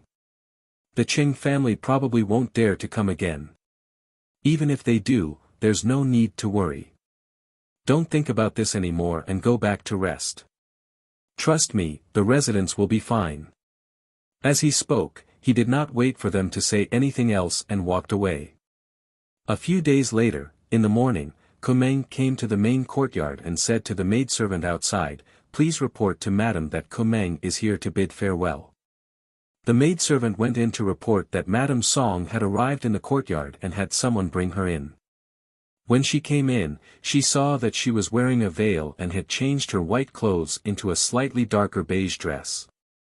She still looked like the same person, but there was something different about her. Miss Ko, have your injuries healed? Madame Song asked gently. I've made Madame worry. Ko Meng's injuries have all healed. I've disturbed you in the residence for a long time, so I'm here to bid farewell. Many thanks to Madame for giving me a place to recuperate during this period of time. Ko Meng is eternally grateful. Ko Meng bowed to Madame Song gratefully. Hearing this, Madame Song nodded and asked, now that you're homeless, what do you plan to do from now on? The world is vast, there will always be a place for Ko Meng to stay. Madam, you don't have to worry about Ko Meng.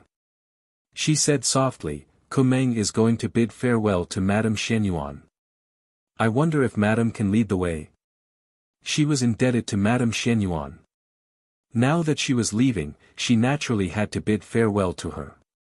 All right, I'm going over as well. Come with me. Madame Song said and brought her to the courtyard where Fengjiu and the children were staying. Early in the morning, the three children woke up and practiced their martial arts in the courtyard. Fengjiu sat in the courtyard and watched, giving them pointers from time to time. Mi-er accompanied her. When Mi-er saw her mother coming over, she stood up and ran towards her mother with a smile. She held her mother's hand and walked into the courtyard. Mother, why have you come? As he spoke, he looked at Ko Meng and called out with a smile, Miss Ko is also here. Miss Song. Ko Meng nodded at her. Mi-er asked. Initially, she wanted to see what she looked like. Who would have thought that the 2 times she saw her, she would be wearing a veil? Ko Meng smiled. The veil covered her smile, but her eyes were slightly curved. It was obvious that she was smiling. My body has recovered. I'm here today to bid farewell to Madame Shenyuan. She looked at the woman in green sitting by the stone table. At this moment, Madame Song said, Madame Shenyuan, Miss Ko Meng said she's leaving. She asked me to bring her here to bid farewell to you. Fengjiu calmly replied and looked at Ko Meng. Chapter 50-31. Yes, I've disturbed you during this period of time. Now that I've recovered, it's time for me to leave. Ko Meng said softly. Then where are you going after you leave? Mi-er asked curiously. She heard from her mother that Ko Meng's family had been annihilated and she was the only one left. I haven't thought about it yet, but I'll take it one step at a time. I believe that there's always a way out and I'll find a place to stay. She said softly and smiled at Song Mi-er. Mi-er knew that she must be smiling at this moment, but the veil was covering her face, so she couldn't see her smile. She also couldn't see how beautiful her face, which was praised as extremely beautiful by everyone in the residence, was behind this smile. For a moment, her heart skipped a beat, and she grinned.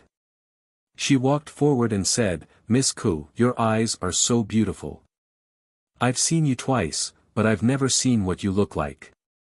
Now you're leaving. Before you leave, can you at least let me see what you look like? Otherwise, I won't be able to recognize you when we meet outside. Ko Meng was stunned and looked at Song Mi-er. She narrowed her eyes and said, It's not that I don't want to let you see, but I'm afraid of scaring you. Hearing this, Madame Song was surprised and puzzled. Fengjiu, who was sitting at the table and drinking tea, paused. He took a sip and put down the teacup, then looked up. Song Mi-er was stunned. Scaring me? How could that be? Although I've never seen your face, I've heard the servants in the residence say that you're very beautiful. It's because they've been praising you that I'm curious to see how beautiful you are. Then, she smiled and said, Also, I'm very brave. Ordinary things can't scare me. Ko Meng was a little hesitant. She didn't intend to let them see her disfigured face because she didn't want to scare them.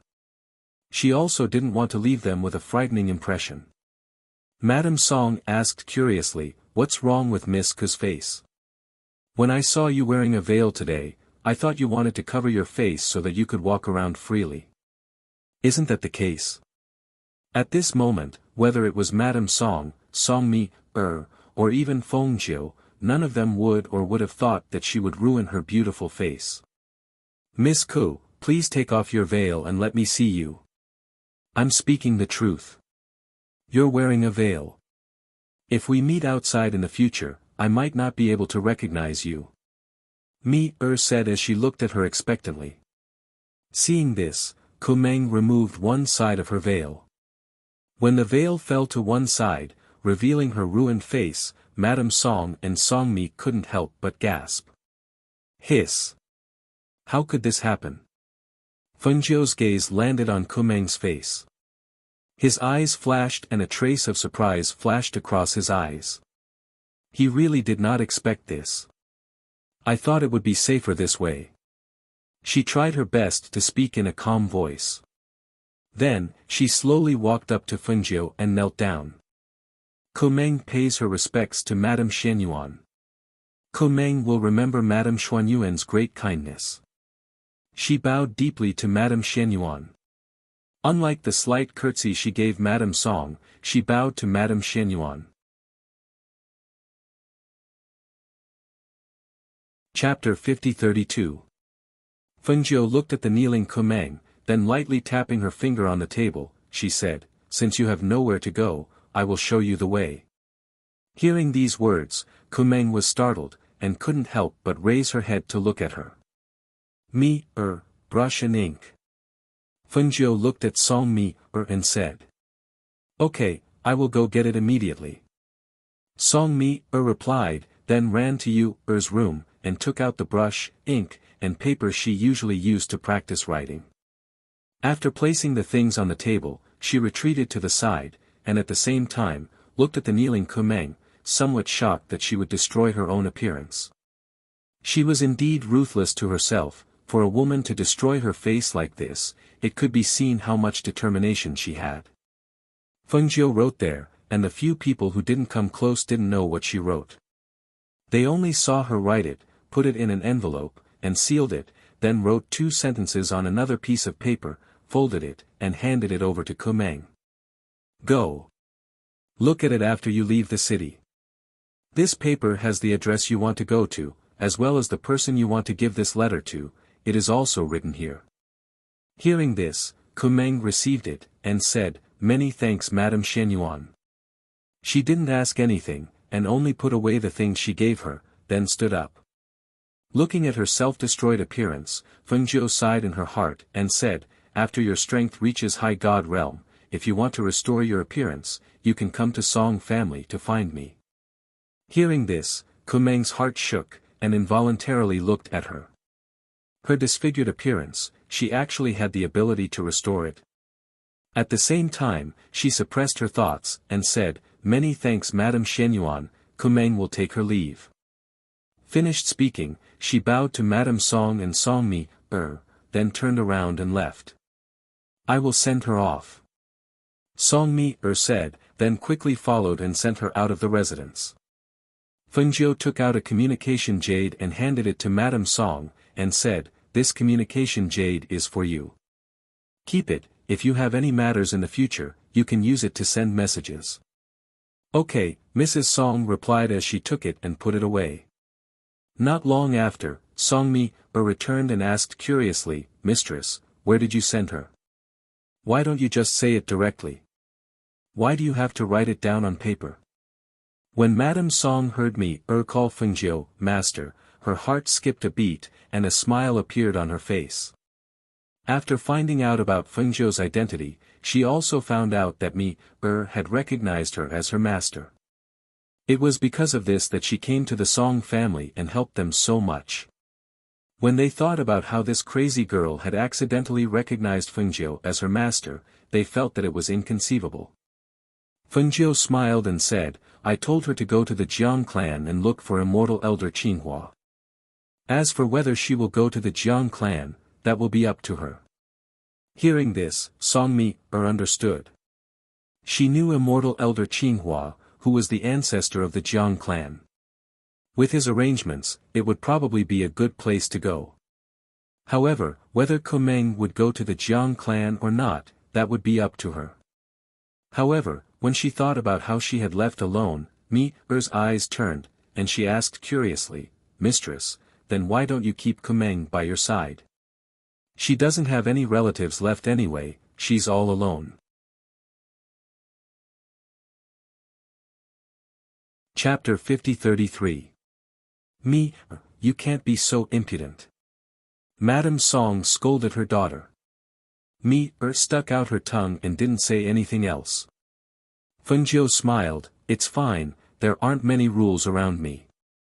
She looked at Song Mi and said, "I'll let you follow me because you have extraordinary culinary skills, and I just happen to lack someone like you by my side. Of course, the prerequisite is that I find you pleasing to the eye." She said with a smile, and seeing Song Mi smile after hearing her words, she continued, "As for Kumeng, she doesn't have any outstanding characteristics, so why should I let her follow me? She's not strong enough to protect me, and she can't even be a servant. In terms of loyalty, she's even less so. Why would I keep someone like her by my side?" She held her cheek with one hand and said slowly, "However, there's one thing that surprised me. She dared to destroy her own face, so it's clear that she's a ruthless person.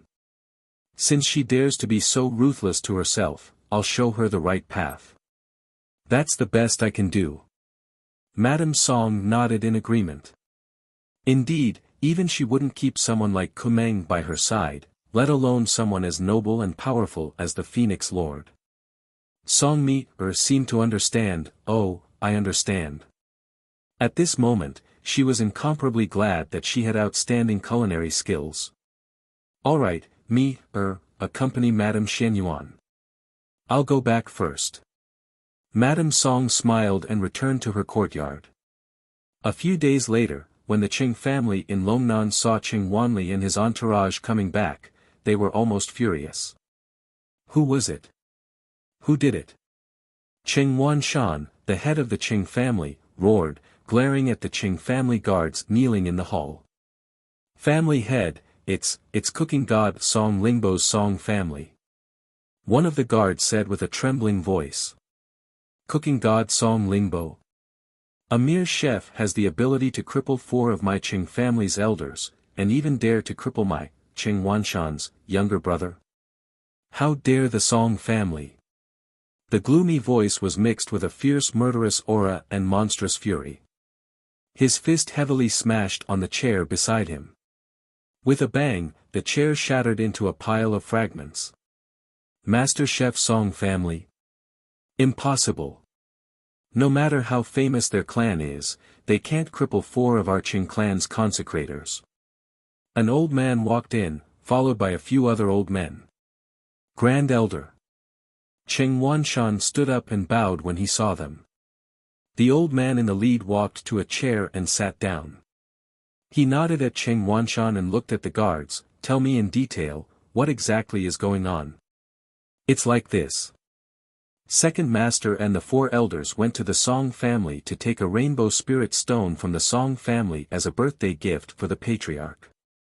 When they went, Song Lingbo and the others weren't at home." The guard explained the whole story in detail. "That's right. That woman also said. The guard didn't dare to continue. "Speak." Qing Wanshan was furious. He shouted at the top of his lungs. That woman said that if the Qing family came to apologize with a big gift, this matter would be over. Otherwise, let's see what will happen to Second Master and the others." The guard's voice became softer and softer. In the end, his head was almost on the ground. Chapter 50-34. The Grand Supreme Elder narrowed his eyes and his expression darkened. A terrifying murderous aura emanated from his body. "What an ignorant woman. She's seriously injured my Qing family members and she still wants us to pay her a visit and apologize. She really deserves to die." Qing Wanshan spoke in a gloomy voice. His chest heaved violently due to his rage. At this moment, the Grand Supreme Elder asked again, "How does that woman look? How old is she? What are her characteristics?" Tell me in detail. I'd like to see where this person has sprung out from and dared to speak such arrogant words. Yes, that woman was dressed in green robes. Her features could only be considered delicate and ordinary. There was nothing special about her. If there was anything special about her, it would be that her aura was terrifying. At that time, this subordinate had only glanced at her and felt his entire body turn cold. It was as if he had fallen into hell. It was extremely terrifying. Recalling the situation at that time, the guard's face turned pale and he could not help but shiver. Grand Supreme Elder, how should we deal with this matter? Cheng Wanshan looked at him and asked. His voice was filled with suppressed anger and murderous intent. The Grand Supreme Elder stroked his beard and paused before asking, "How is Wanli? As for the other high elders, have they been examined by a doctor?" "I have. Their cultivations have been crippled and their inner cores have been shattered. There is no possibility for them to cultivate for the rest of their lives. The 4 high elders are now hanging on by a thread and are not far from death. As for Wanli, aside from his cultivation being crippled, there are many wounds on his body. Even if he doesn't die immediately, he will be a cripple in the future even if he survives." As he spoke, he clenched his fists tightly and a cracking sound could be heard. That damned woman in green. He wished that he could personally cripple her and let her have a taste of living a life worse than death. To be able to cripple the 4 high elders, this woman's cultivation must be very powerful. How about this? Send someone to investigate the woman's identity as described by the guard. The Grand Supreme Elders and I will ask the Grand Supreme Elder for instructions and see how the Grand Supreme Elder will deal with this matter. Alright, I'll arrange for someone to investigate. As Cheng Wanshan spoke, he knew in his heart that the ancestors' final decision would most likely be to send a few Grand Elders to the Song clan and exterminate the Song clan along with the green-clothed woman. After all, crippling the Cheng family was equivalent to slapping the Cheng family in the face. With the Cheng family's current status and power, how could they be bullied and humiliated by the Song family? If they did not destroy the Song family, how could the Cheng family in Longnan in the future? That night, in the meeting hall of the Cheng clan, the 9 experts of the Cheng clan were all sitting in the hall, and at the main seat was a white-haired old man. His Grand Supreme Elder, his lips pursed, he looked, Grand Supreme Elders. What else is there to see? Grand, to be. He looked to be in his 40s or 50s, but it was hard to say how old his bones were. After all, those who could sit in this meeting hall were naturally not ordinary people. Yes, the Song family must be destroyed. To prove the might of the Cheng family in Longnan. Another person said. Chapter 50-35. Cheng Wanshan shook his head and said, "No, there's almost no such person. There aren't many women who have such powerful strength, but after checking all of them, there's no one who matches. Until now, we still don't know who that woman is. It's just a Song family, a woman of unknown origin. What's there to worry about? Kill them if you need to, destroy them if you need to. It's not a big deal." The one who spoke was a woman in her 30s. She wore a red dress that was slightly revealing. She sat leisurely and played with her slender fingers from time to time. The survival of a family was like an ant to her. Hearing everyone's words, the old man in the main seat stroked his beard and looked at them, saying, "Since that's the case, I'll let you make a trip. In a few days, it'll be my birthday. Come back quickly." The people who spoke earlier looked at each other and smiled. They all cupped their hands and said, "Okay, we'll make a trip personally. When the time comes, we'll give the Song family's rainbow spirit stone to the ancestor as a birthday gift." Then I'll wait for your return." The old man in the main seat smiled. He stroked his beard and squinted his eyes, saying, "I believe that the destruction of the Song family will make my Cheng family's reputation even greater." Everyone in the hall looked at each other and revealed an indescribable smile. The few people who spoke did not stay any longer. They got up and headed to the Song family together. Just as the ancestor said, they had to go quickly and return quickly. With their strength, dealing with the Song family and the woman of unknown origin was just a matter of making a trip. The result was already predetermined. Cheng Wanshan stood outside the meeting hall and looked at the sky. The figures of the Grand Elders had long disappeared. With the Grand Elders' cultivation and strength, it wouldn't take long for them to reach the Song family. Song family, and that woman, just wait to be destroyed. Song family. On this day, Fengjiu accompanied the three children out for a walk and returned. She let them practice their movement skills in the courtyard while she went into her room and took out a book to read. These days in the Song clan, she was relatively free every day. Therefore, she was able to spare some time to find a way to break the isolation between the Heaven Realm and the other Heaven Realms. In the past 2 days, she had found some clues about this in an ancient book. Thus, she had been flipping through it, hoping to solve this problem as soon as possible. As long as she could solve the problem of the isolation of the Heaven Realm, she would be able to freely travel back and forth between the Heaven Realm. This was very important to her. She flipped through the books in her room, and the children in the courtyard did not disturb her. It was only in the evening when Me-er delivered dinner and knocked on her door that she walked out. "Mistress, my father made something delicious again today. Come and have a taste." Me-er said with a smile as she scooped a bowl of soup for her and talked about the interesting things that had happened today. As Fengjiu listened, he looked at the sky and said, "Another day has passed." For the past few days, there had been no movement from the Qing family. She thought that if she stayed for another 10 days, there would definitely be movement. At that time, it would be clear whether the Qing clan would be exterminated or not. Chapter 50-36. It seems that the people from the Qing clan are here. Feng Jiu curled her lips and murmured softly. Her gaze fell on the darkening sky. At this moment, a powerful pressure and aura enveloped the entire Song clan. It was as if the entire Song clan was trapped within. Almost at the same time, the people of the Song family sensed it. Song Lingbo was the first to walk out.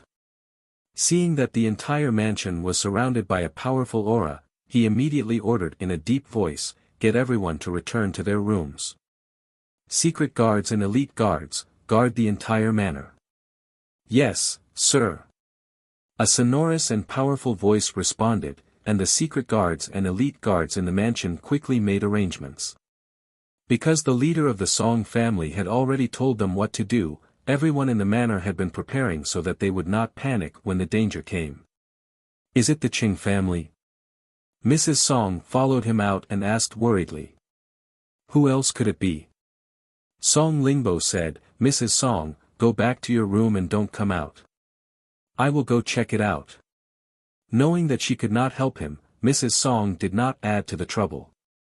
Seeing him walk to the front yard, Mrs. Song said to the secret guard, "Go tell Li Hong and the others to come here." "Understood." A voice rang out, and a silhouette flashed past, heading towards the courtyards of the others.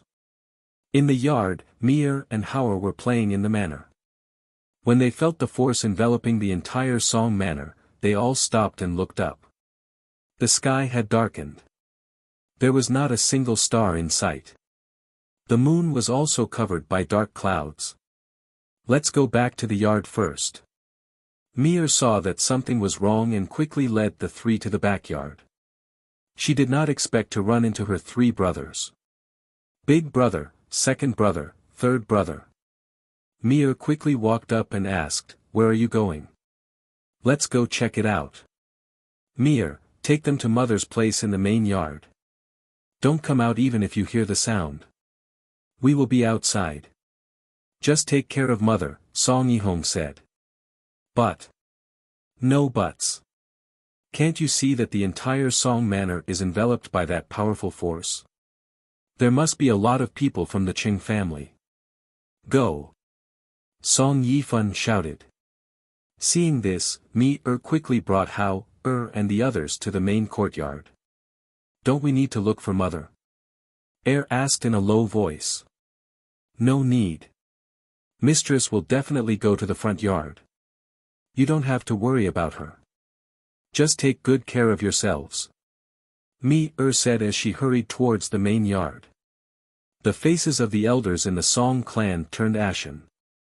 They looked at the invisible aura in the air and couldn't help but mutter, "It's over, it's over. Our Song clan is finished this time." The Qing clan had really come. Moreover, the moment they arrived, they had trapped the entire Song clan. It was obvious that they didn't want them to have a chance to escape. This time, it was likely that they wouldn't be able to escape. At this moment, there were 4 people standing outside the gate of the Song family. They were 2 old men, a middle-aged man, and a woman in red. After seeing the old man trap the entire Song family in the barrier, they looked at each other and smiled. This way, no one from the Song family will be able to escape.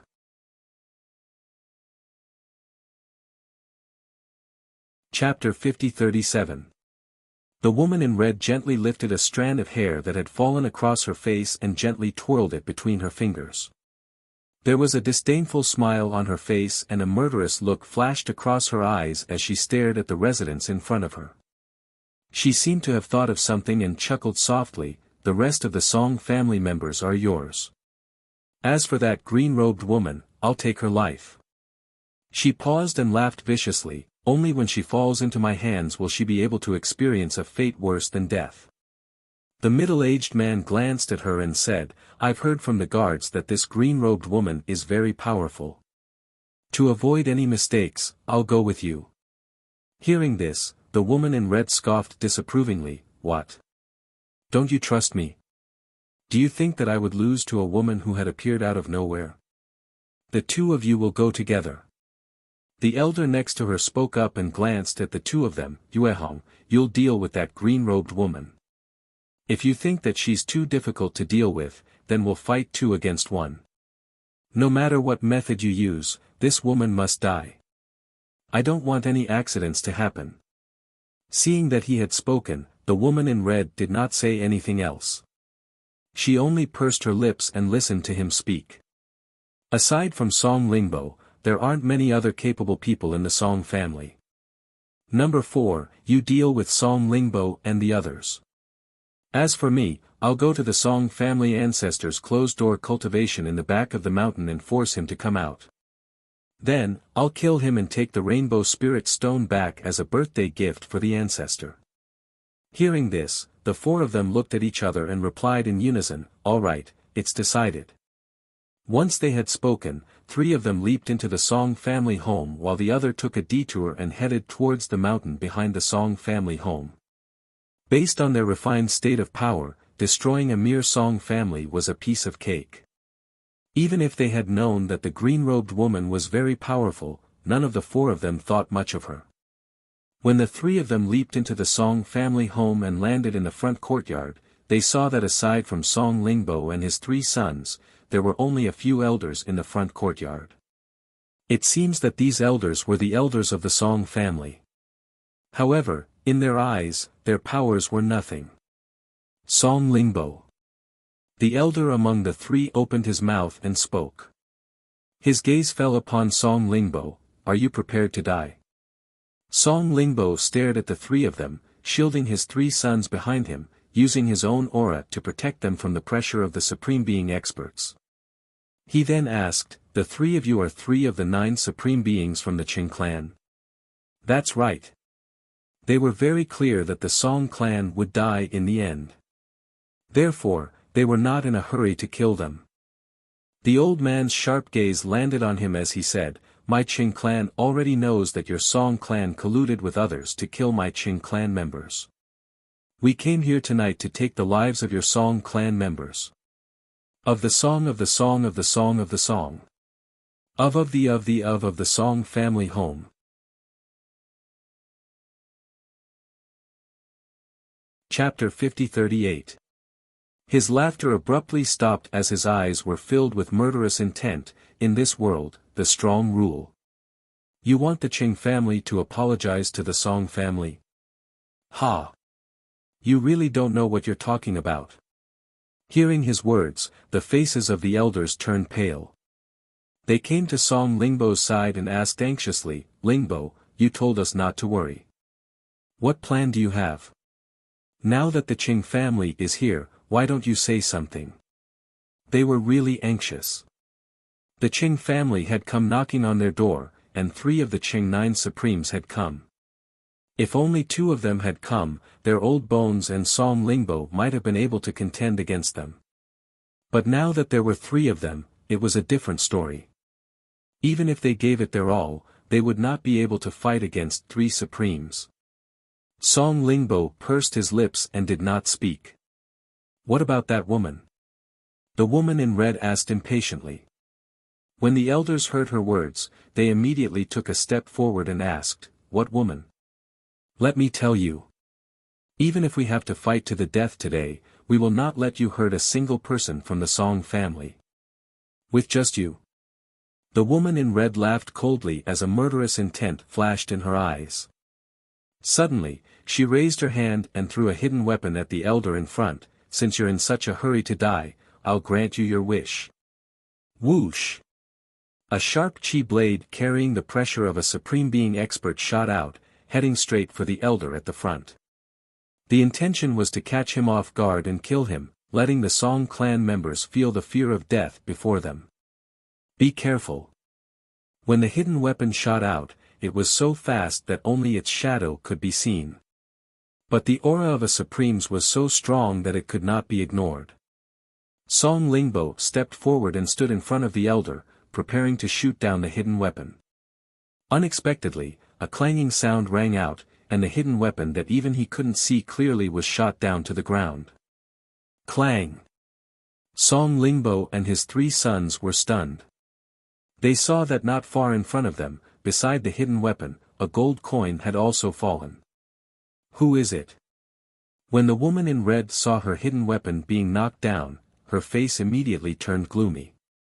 Fengjiu walked over from a distance.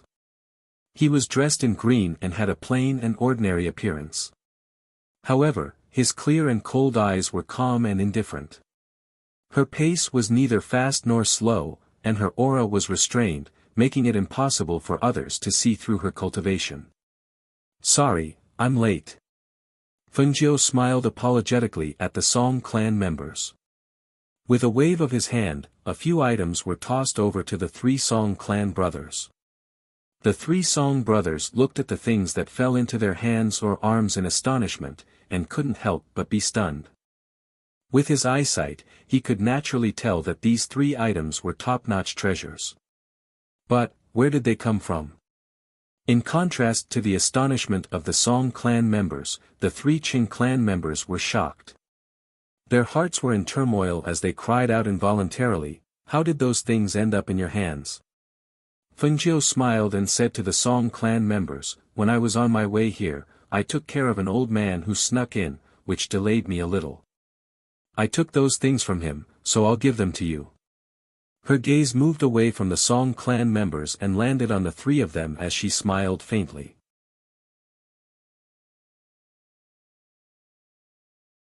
Chapter 50-39. You've killed him. That's impossible. The elder cried out in shock, unable to believe what she had just said. The middle-aged man and the woman in red's expressions turned serious. Was it impossible? If it was impossible, how could those 3 items be in her hands? How could she have given them away as a gift? After all, those 3 items were the Grand Supreme Elder's treasures. At this moment, they finally put away the contempt and disapproval in their hearts and reassessed this unremarkable woman in green robes. To be able to kill a cultivator at the peak of the refined state without making a single sound, this woman's power was far too terrifying. Who on earth are you? The middle-aged man asked cautiously. At this moment, he suddenly realized that if they were not careful, all 3 of them would die here tonight. However, they shouldn't have never heard of a woman with such powerful strength. I've given the Qing family a way out, but since you insist on walking down the path of death, don't blame me for what happens next. Fengjiu replied calmly as her clear and cold eyes fell upon their faces. Now that things have come to this, why don't you think about how you want to die? Perhaps I can grant you your wish. You launched a sneak attack, didn't you? Based on the Grand Supreme Elder's cultivation, how could he have been killed by you without making a single sound if you had fought him head-on? You launched a sneak attack. The woman in red's voice was sinister as she spoke. With a wave of her hand, a long sword appeared in her hand. No matter how powerful you are, could you possibly be more powerful than the three of us combined? She stared darkly at her, thinking about how her disciple, Cheng Wanli, had been crippled by this woman and how the Grand Supreme Elder had been killed by this woman. Her heart was filled with murderous intent. I'm going to break the tendons in your limbs. I'm going to chop off your hands. I'm going to gouge out your eyes and hang them in front of the Song family's main gate. I'm going to slice off your flesh piece by piece. She spat hatefully. Then, she clenched the sharp sword in her hand and charged towards the figure in green in front of her. Fengjiu curled his lips and chuckled, but the smile did not reach his eyes. She didn't dodge, nor did she dodge. Instead, she watched as the woman in red attacked her with her sword. Only when the tip of the sword was right in front of her did she stretch out her hand and clamp down on the blade. At the tip of the sword, the pressure and sword aura of a supreme being expert had naturally dissipated before it even touched Fengjiu. At this moment, she was gently holding the sword between two fingers, and the woman in red was unable to advance even an inch further. Yes. The woman in red clenched her teeth and strengthened her spiritual power. She wanted to stab her sword into the woman's throat, but the sword couldn't go any further. Fengjiu looked at the woman in red in front of him and said in a calm and indifferent voice, "Do you know why you didn't make any noise?" At this moment, although she was holding the sharp sword, her aura still did not leak out at all. She pursed her lips and narrowed her eyes, because he doesn't even have the power to retaliate. As she spoke, she released a powerful aura from her body and instantly enveloped the woman in red.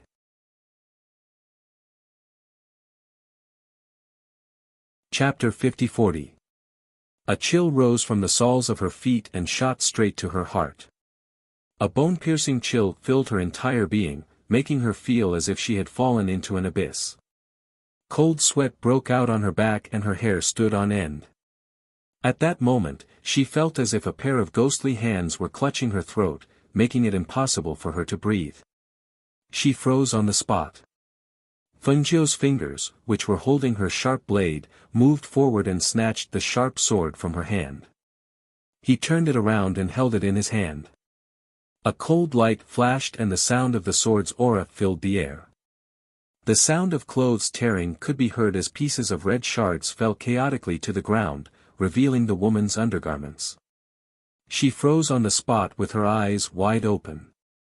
She stared at the green-robed woman who had snatched her sword in horror and shock.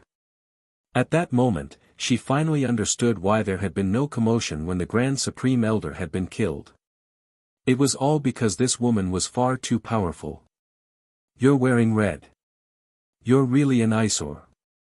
Fengjiu spoke slowly. He raised the sword in his hand and placed it against her neck. "Even though I'd really like to grant you your wish of dying, I reckon that death would be far too ugly. Why don't we change it?" The woman's eyes narrowed. She wanted to speak, but she couldn't make a sound. At that moment, she only saw a cold light flash past, and a cold feeling came from her throat. In the next moment, she fell to the ground.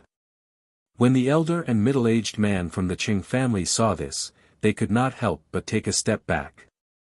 Their eyes were filled with horror and shock. They could not believe that a cultivator at the refined state had been killed by the green-robed woman's sword right in front of their very eyes. Furthermore, she had been completely defenseless. This scene was too shocking, to the point that they forgot to react at that moment. Their hearts were filled with fear that came from trembling. They knew that they should run away immediately. However, their feet felt as if they had been injected with lead. They were so heavy that they could not move even half a step. If they were already in such a state, there was no need to mention the elders from the Song family. At that moment, their eyes were wide open as they watched in disbelief. At this moment, they finally understood why this woman called Madame Xianyuan had said that there was no need to worry with her here. She was truly very strong. The middle-aged man from the Qing family was the first to react. Looking at the woman in green who was looking at them with a sword in her hand, his expression immediately changed and he exclaimed, "Sir, please wait a moment." He was afraid that if he spoke too slowly, the other party's sword would turn, and they would fall to the ground like the dead Yuhong. After becoming supreme being experts, they cherished their lives more than anyone else. Given the current situation, no matter what, they had to find a way to survive. "What do you want to say before you die? Speak." Fengjiu didn't really care. In her eyes, these two people were already dead. She didn't mind letting them finish their last words. Hearing this, the middle-aged man's heart sank. He had originally wanted to open his mouth to seek a chance of survival, but at this moment, he clearly understood that no matter what he said, no matter what he did, he would not be able to escape death.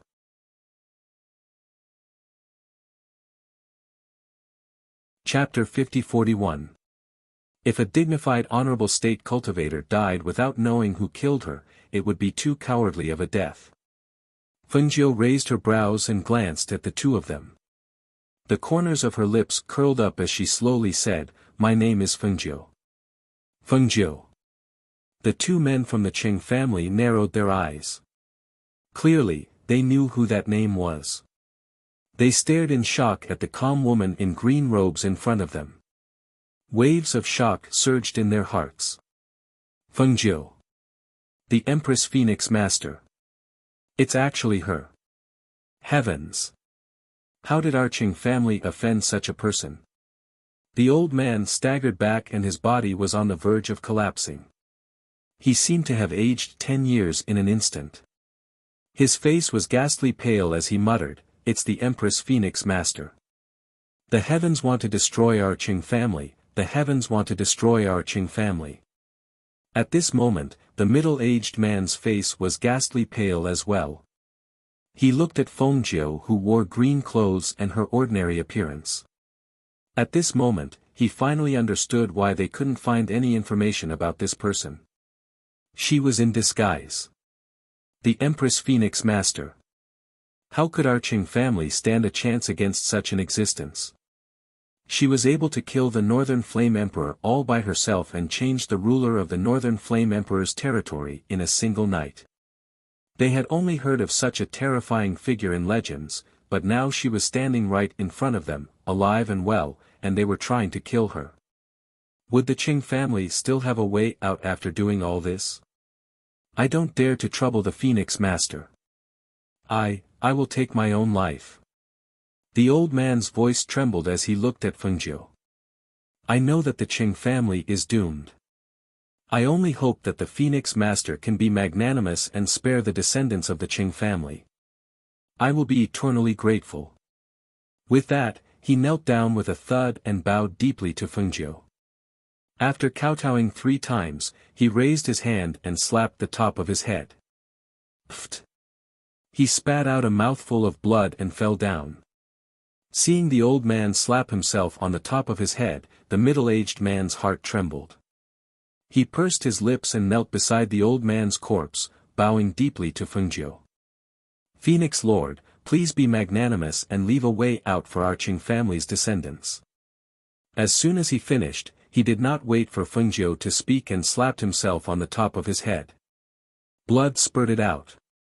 After the middle-aged man fell to the ground, everything in the courtyard returned to normal. No one spoke, and even the sound of breathing could not be heard. Only the gentle night breeze blew past, blowing away the smell of blood in the air. Fengjiu's eyes flashed as he looked at the 2 corpses. These 2 knew that death was the only way out for them, but they still didn't forget to ask for a way out for the future generations of the Qing family. She gently exhaled and threw the sword in her hand beside the woman's corpse. Then, she turned to look at Song Lingbo and slowly said, we will leave tomorrow and go to the Qing family to help you settle the last of your troubles. You can deal with the corpses on the ground." As soon as she finished speaking, she didn't stay any longer and walked back to the rear courtyard. After watching her leave, Song Lingbo stepped forward and collected the items on the corpses. He handed them to his eldest son and said, "Take these to Madame Xianyuan. Also, tell your mother that the matter has been resolved. Don't worry."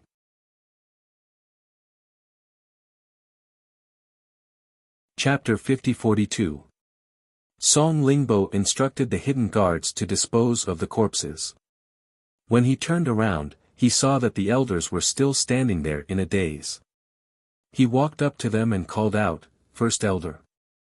Seeing that they didn't respond, he patted the first elder's shoulder and asked, "First elder?" "Ah." The first elder came back to his senses and looked at Song Lingbo in front of him. He recalled what happened earlier and asked, "Lingbo, just now, Madame Xianyuan said that her name is..." He was interrupted before he could finish. "Let's go back and talk. Let them clean up here," Song Lingbo said and gave them a look. Although they were all from the Song Manor, it was not appropriate for them to discuss the Phoenix Master's status. All right. Let's go in and talk." The first elder also came back to his senses and nodded. He took a deep breath and looked at the corpses being carried away. He was still a little dizzy. He couldn't believe that the Song family's crisis had been resolved just like that. He couldn't believe that Madame Xianyuan was actually the Empress Phoenix Master. That night, Song Lingbo roughly explained the situation with Fengjiu to them, then went to arrange other matters. The next morning, Fengjiu, Song Mi, and the three children were accompanied by the Song family to the main gate. Along the way, Song Lingbo and Madame Xianyuan occasionally reminded me, to take care of herself and to stay by Fengjiu's side and do her work seriously. "Father, Mother, I know. You don't have to worry." Mi smiled and said, "It's not like I won't be coming home. If there's a chance in the future, I'll come back. Listen to Madame Xianyuan well. Don't cause trouble outside." Song Lingbo reminded. I know. Mi replied and quickly ran to Hao, and the other two, afraid that they would continue nagging. "Let's stop here." Fengjiu looked at them and smiled, "Thank you for taking care of us during this time. You're too kind, Madame Xianyuan is too kind. It's the Song family's fortune to be able to welcome an important guest like Madame Xianyuan." One of the elders hurriedly said. Fengjiu smiled and said goodbye to them. "After the matter with the Qing family is settled, I'll have Mi inform you. Goodbye." With that, he left with Mi and the three children. Longnan Qing family. At this time, the Qing family was shrouded in a dark cloud. The atmosphere was oppressive and terrifying. The servants in the residence were trembling with fear, not daring to make a single mistake. Cheng's Qing Wanshan. Cheng. Of. After a long while, the Qing family's ancestor said, "I asked you to come here early in the morning to tell you that this is what happened. Now that their origin spirit lamps have been extinguished, what do you think we should do next?" This was something he didn't expect. In one night, none of the four supremes who went to the Song family came back alive. In the lantern house where they worshipped their origin spirit lamps, 4 of them were extinguished. This was no small matter for the Qing family. If they weren't careful, it could lead to the extinction of the family.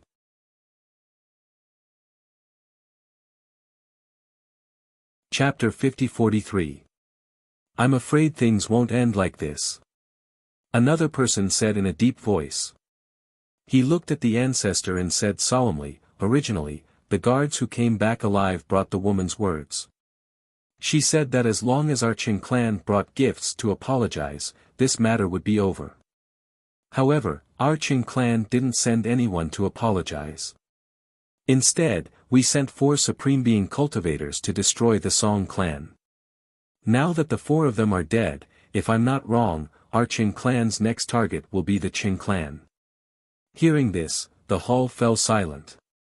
Obviously, they had also thought of this point and guessed this possibility. To be able to kill the four of them, could it be that the green-robed woman alone? Maybe she had other helpers in the dark. That's why the four of them were killed. Cheng Wanshan said. He still found it hard to believe that the woman alone could kill the four supreme martial artists of their Qing clan. The problem at hand is no longer about who killed the four of them. Instead, we need to discuss what we should do next. Only then will we be able to protect our Qing clan. If we don't handle this well, it will be a disaster that will wipe out our entire clan. If we knew this would happen, we would have sent someone to visit that day. Then, this wouldn't have happened. An old man sitting at the back shook his head and sighed. His voice paused for a moment before he continued, the Supreme Elder is at the peak of the Supreme Martial Artist level, and his strength is above all of us. In the entire Qing clan, only the old ancestor is slightly stronger than him. Think about it, what kind of existence would a person who could kill him and prevent him from even having the chance to send us a message be? Could it be someone from a hidden clan? Someone asked and couldn't help but ponder. The old man shook his head and sighed, I'm worried that our Qing clan will be wiped out. This matter is no small matter. We can't just sit and wait for death. We have to make arrangements as soon as possible so that we won't be caught off guard. Yes, I have the same idea. The elder ancestor nodded and said, cancel the birthday banquet. Make arrangements in the residence. Also. His hand that was stroking his beard paused for a moment. He hesitated for a moment before saying, quickly send the younger generation of the Qing family away. Let them lie low for a while. If our Qing family can survive this ordeal, then let them come back. Hearing this, everyone's hearts were unusually heavy. They, who had seen too much of the world, knew that they had been careless this time. This matter didn't need to develop to this stage, but now.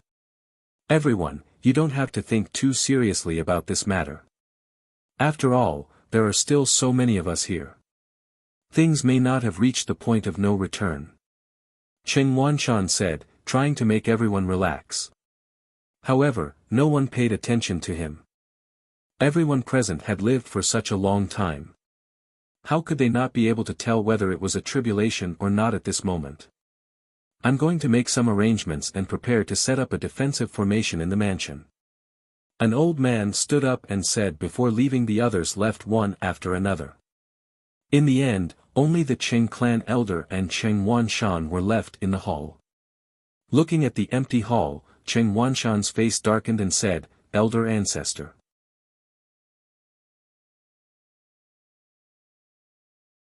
Chapter 50-44. Yes. Cheng Wanshan replied. Now that things had come to this was the only arrangement they could make. They only hoped that the woman would not dare to come. Otherwise, this would be a battle of life and death. The fear within the Qing family made the descendants of the Qing family feel that something was amiss, especially after batches of young disciples were secretly sent away. Outside, the people who were originally prepared to attend the Qing family's birthday banquet were surprised when they heard that the banquet was cancelled. The people of various aristocratic families and forces were keenly aware of the unusual atmosphere. After all, the invitations to the Qing family's birthday banquet had been sent out long ago. Now that it was cancelled, and the reason was not explained in detail, even a 3-year-old child would not believe that there was nothing unusual about it. Some people secretly asked around and found out that the Qing family had lost 4 supreme martial artists for some unknown reason. The younger generation of the Qing family had been secretly sent away. The Qing family had provoked some extraordinary people this time, and even secretly invited some experts who were on good terms with them to the Qing family. The entire Qing family was preparing for the battle, so naturally, no one was in the mood for the birthday banquet. The Qing family spent their days in this tense and worried atmosphere. They did not know when the Qing family's disaster would befall them. They were vigilant almost every day, and did not dare to relax for a moment. They even sent people to secretly watch the city gate. Once they found someone from the outside, they would immediately report back. A few days later, Fengjiu, and the 3 children stepped into the territory of Longnan. On this day, after they entered the city, they found an inn to rest. The Qing family guard squatting at the city gate, dressed in beggar's clothes, was shocked when he saw Fengjiu. He almost did not dare to take a second look and lowered his head. After seeing them enter the inn, he quickly ran to the Qing family. Family head, family head. Cheng Wanshan, who was discussing matters with the ancestor and the others in the hall, saw the guard in beggar's clothes running in a panic. With a gloomy face, he shouted, "What are you doing in such a panic? What's the matter? If you have something to say, say it quickly." Seeing the ancestor and the others in the hall, the guard in beggar's clothes suppressed the panic in his heart. He swallowed his saliva and said, "Family head, it's that woman is here." "You said that woman is here?" The patriarch at the main seat immediately sat up. No one noticed that his body trembled at that moment. He steadied his voice and stared at the guard dressed as a beggar. There was a hint of urgency in his voice as he asked, "How many people did they send? Where are they now? Are they heading towards our Qing clan?" "It's that woman. I saw her clearly. She's the woman in green who asked me to bring a message back." The guard clenched his fists and felt cold sweat seeping out of his palms. He took a deep breath and said, "There are a total of 5 of them. Other than the woman in green, there is a girl around 15 or 16 years old, a boy around 11 or 12 years old, and 2 younger children." Hearing this, the Qing family members looked at each other in shock. The Qing family's ancestor frowned and asked, "Are you sure? That woman didn't bring any helpers, but only a young girl and 3 children? No one else?"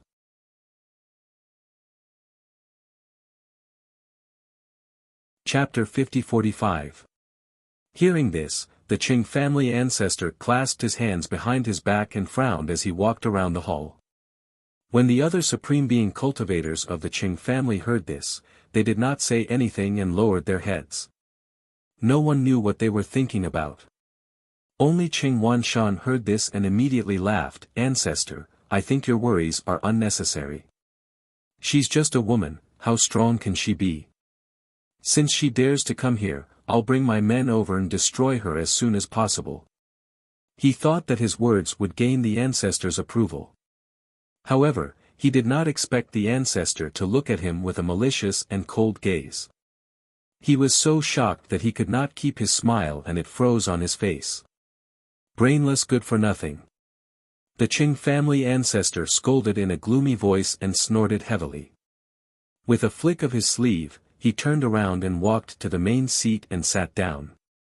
He stared at Cheng Wanshan who was sweating profusely and said in a gloomy voice, "How did I let you become the master of the Qing family? You don't even have this bit of foresight. Now that the Qing family is facing a disaster, you can't escape responsibility." When these words were spoken, most of them were to vent their anger. Because the Qing family was facing a disaster, there was no way to avoid it. Now that he heard these words, he did not know that the disaster was imminent. Therefore, he was very angry and at the same time, he was venting the anxiety and uneasiness in his heart. Being scolded in front of everyone, Cheng Wanshan lowered his head and did not dare to show his dissatisfaction and anger. This was because the ancestor was the one who decided everything in the Qing family. Not to mention being scolded, even if he was killed, no one would dare to say anything. If what the guard said is true and she only brought a young girl and 3 children, then there's only one possibility. At this moment, an elder spoke up and looked at the ancestor with a serious expression, that is, her strength is so strong that she alone is enough to shake the entire Qing family. When these words were spoken, the hall fell silent. It was so quiet that even breathing could be heard. In fact, everyone present had thought of this. If the other party had brought helpers, then it would be fine. However, if she really came alone, then her strength was so strong that it was terrifying. I suddenly remembered that among the women, there's only one who has such strength at this age. one of the old men said. At this moment, his face was a little pale and he didn't seem to be in good spirits. Who is it? The others in the hall looked at him and asked. The old man raised his head and looked at them. After taking a deep breath, he suppressed his fluctuating emotions and said, Empress, Phoenix Master. Hiss. This is impossible. The Qing family's ancestor sucked in a breath of cold air. He was originally sitting in the main seat, but due to his shock, he leaned back in his chair. Although it was impossible, his expression showed that he also had this guess. Other than that person, who else do you think it could be? The old man looked at them and sighed softly. Who has the ability to kill 4 of us supreme being experts by himself?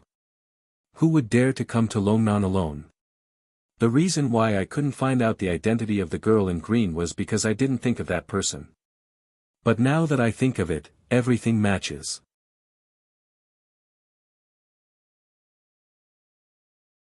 Chapter 50-46. The heavens want to destroy our Qing clan. The Qing clan's ancestor mumbled.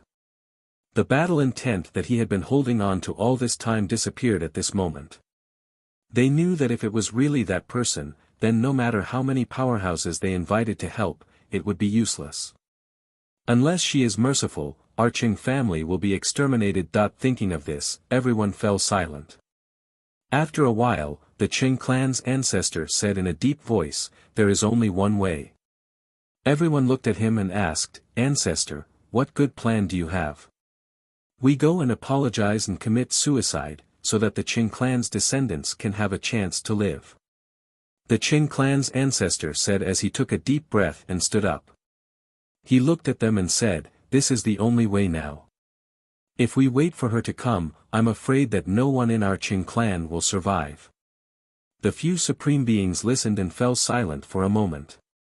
If they did that, they might be able to have a chance to live for their descendants, but they would be dead. It wasn't easy to live to their age. They naturally cherished their lives, but was there any other way? Is there no other way? One of them couldn't help but ask. The Qing clan's ancestor didn't say anything. At this moment, Cheng Wanshan looked at the ancestor and said, I have an idea. Hearing this, everyone couldn't help but look at him and ask, what idea? Even the Qing clan's ancestor looked at him, wanting to know what else he could think of. Seeing the ancestor looking at him, Cheng Wanshan had an idea and said, didn't the guard say that she brought a young lady and 3 children with her? We can capture the young lady and the 3 children and threaten her to leave Longnan and not lay a hand on our Qing clan. Are you tired of dying too slowly? The Qing clan's ancestor's face darkened and turned gloomy. If we really do that, we will have no way out for our Qing clan's descendants. But ancestor, even if we beg her, will she really let our Qing clan's descendants go? Won't she kill everyone in our Qing clan? If we follow my plan and succeed, our Qing family will be able to avoid this calamity and the elders won't have to die. Cheng Wanshan looked at the elders as he spoke. He knew that some of them were tempted. After all, no one would be willing to die if they could live. I agree. We can try this method. An old man said as he looked at the Qing clan's ancestor. Wanshan is right. Even if we went to apologize, would she really let the rest of our Qing clan off? Why don't we give it a try? I agree as well. Another old man also spoke up. I feel like we should go and sound her out first. An old man said. He looked at the others and said, didn't you say she was in the inn? Let's go take a look first. If it doesn't work, I'll take the second step. The Qing clan's ancestor sighed and said, since all of you have said so, then let's go take a look.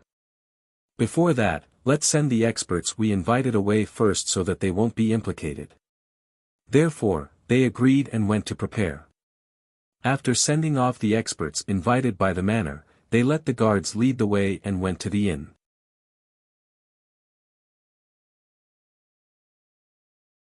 Chapter 50-47. When the venerated elders of the Qing family left, almost all the aristocratic families in the city were the first to receive the news. Some sent people to keep an eye on them, while others came out personally to see what was going on. Ancestor, the 3 children came with that woman. The guard who led the way looked at the 3 children sitting by the window on the first floor.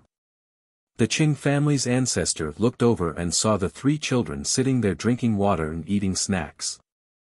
They chatted from time to time and pointed at the things on the street outside with a smile. The 3 of them were indeed young as the guard said, but with one look, it was obvious that they were not children of ordinary families.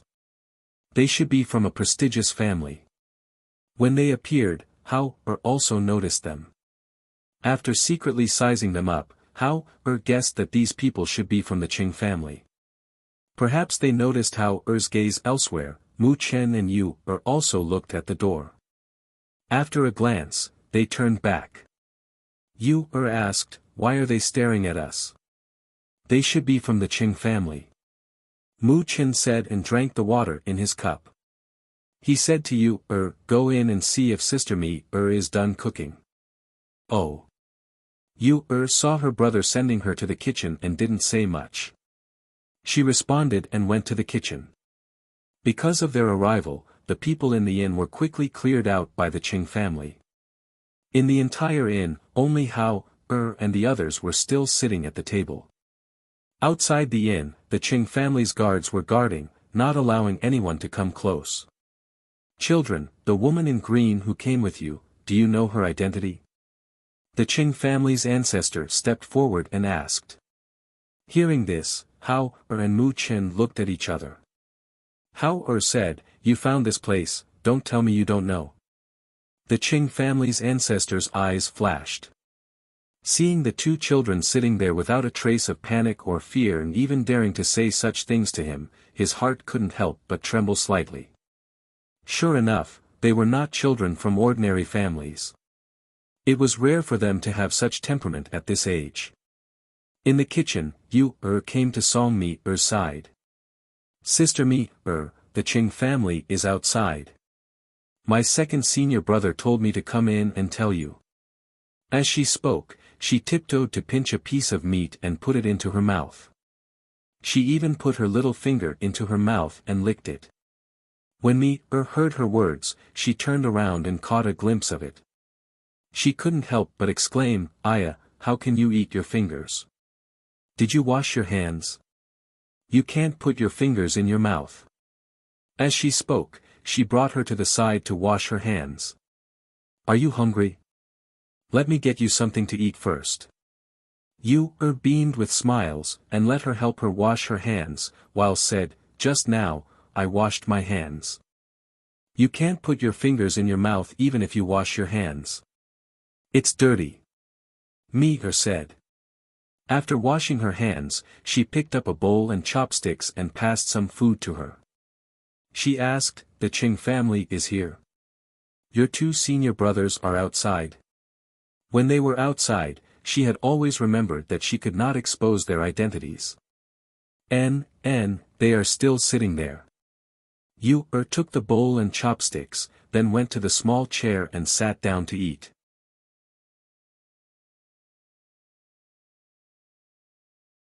Chapter 50-48. Yu chewed on the food in her mouth and said, "My senior brother told me to come in and tell you that he won't let you go out." Hearing this, Yu widened her eyes and said, "Won't let me go out? How can that be? There's only the 2 of them outside." Yu, "Does Madam know? I have to go take a look." After saying that, he pulled her hand away and walked out in large strides. Seeing this, Yu originally wanted to follow, but seeing that the food in her bowl was not finished and the fire was still simmering, she continued to eat while looking at the fire in the stove. In any case, with her mother around, nothing would happen. At this time, Fengjiu opened the door of the guest room on the 2nd floor and walked out. She was wearing a simple green robe and her black hair was draped over her back. Because she had just taken a bath, she looked lazy. She walked to the railing and stood there looking down. Her gaze landed on the people of the Qing clan and asked, "Is there something you want?" Seeing her, it was almost needless to say that the Qing clan's ancestor and the others knew that it was her. Looking at her ordinary appearance and the simple green robe, they knew that she had changed her appearance. Thus, the Qing clan's ancestor took a step forward and cupped his hands to greet her. This old man is the Qing clan's ancestor. Greetings to Madam. At this moment, because of nervousness, his heart was in a mess. Fengjiu slowly walked down the stairs and said, I haven't gone to find you, but you came to find me. Hearing this, the hearts of the Qing clan's people trembled. They slightly lowered their heads, not daring to look at her. Madam, this old man brought everyone of the Qing clan to apologize. We are willing to give you 10 precious treasures of our Qing clan and cripple our own cultivation. We only ask that Madam be magnanimous and spare our Qing clan this time. In the future, we will teach our descendants to do more good deeds and never forget Madam's kindness. Looking at her slowly walking down the stairs, the Qing clan's ancestor lifted his robe and knelt down, heavily kowtowing to her. The people outside the inn who were watching from afar couldn't help but be stunned when they saw this scene. Every one of them was shocked and stared in disbelief at the Qing clan's ancestor who was kowtowing. Such a character, who could shake an entire town with a casual stomp of his foot, actually knelt before an inconspicuous girl in green. If they hadn't seen it with their own eyes, they wouldn't have dared to believe it was true. Fengjiu stood in front of him and looked at the old man who was kneeling with his head on the ground. His eyes flashed. For people like them, if they crippled their own cultivation, they could only wait for death. Moreover, if they crippled their own cultivation, they wouldn't have much time left to live. She had some guesses as to why they had come to the inn to beg for a way out. After all, these people were powerhouses who had lived for hundreds of years. After knowing that the 4 people sent by the Qing clan had died, they should have guessed the Qing clan's final fate. She slowly walked over to the table where the 2 children were sitting and sat down. She slowly said, although this world respects the strong, there is always a way out. Since you have come to beg me, I can spare your Qing family this time, but hearing her words, the Qing family's ancestor's heart was filled with joy. He couldn't help but look at her, but when he heard her pause, his heart jumped again.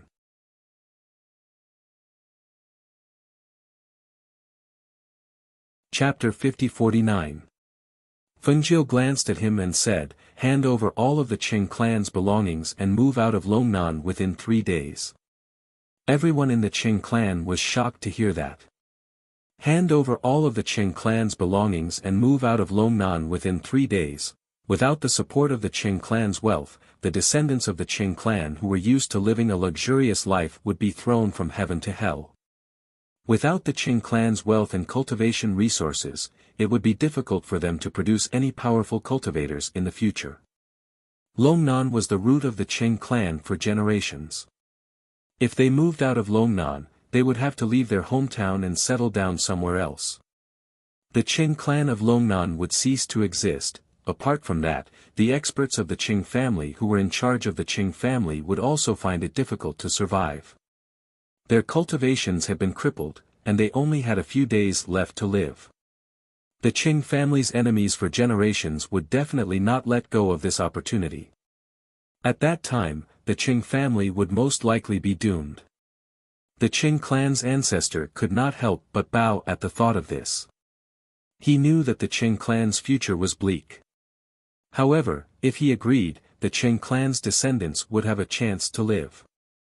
If he disagreed, the entire clan would be wiped out. Fengjiu took a sip of her tea and said unhurriedly, other than this, you have no other choice. Since you're here, you must know who I am. Even if you sent the Qing family's descendants away in advance, you should know that with my ability, I can kill them with a single word.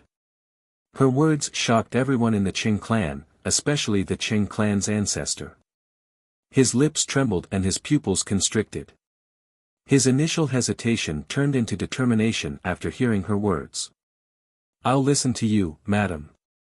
Please give me 3 days to arrange everything. 3 days later, I'll personally bring the Qing clan's belongings to you and leave Longnan with them.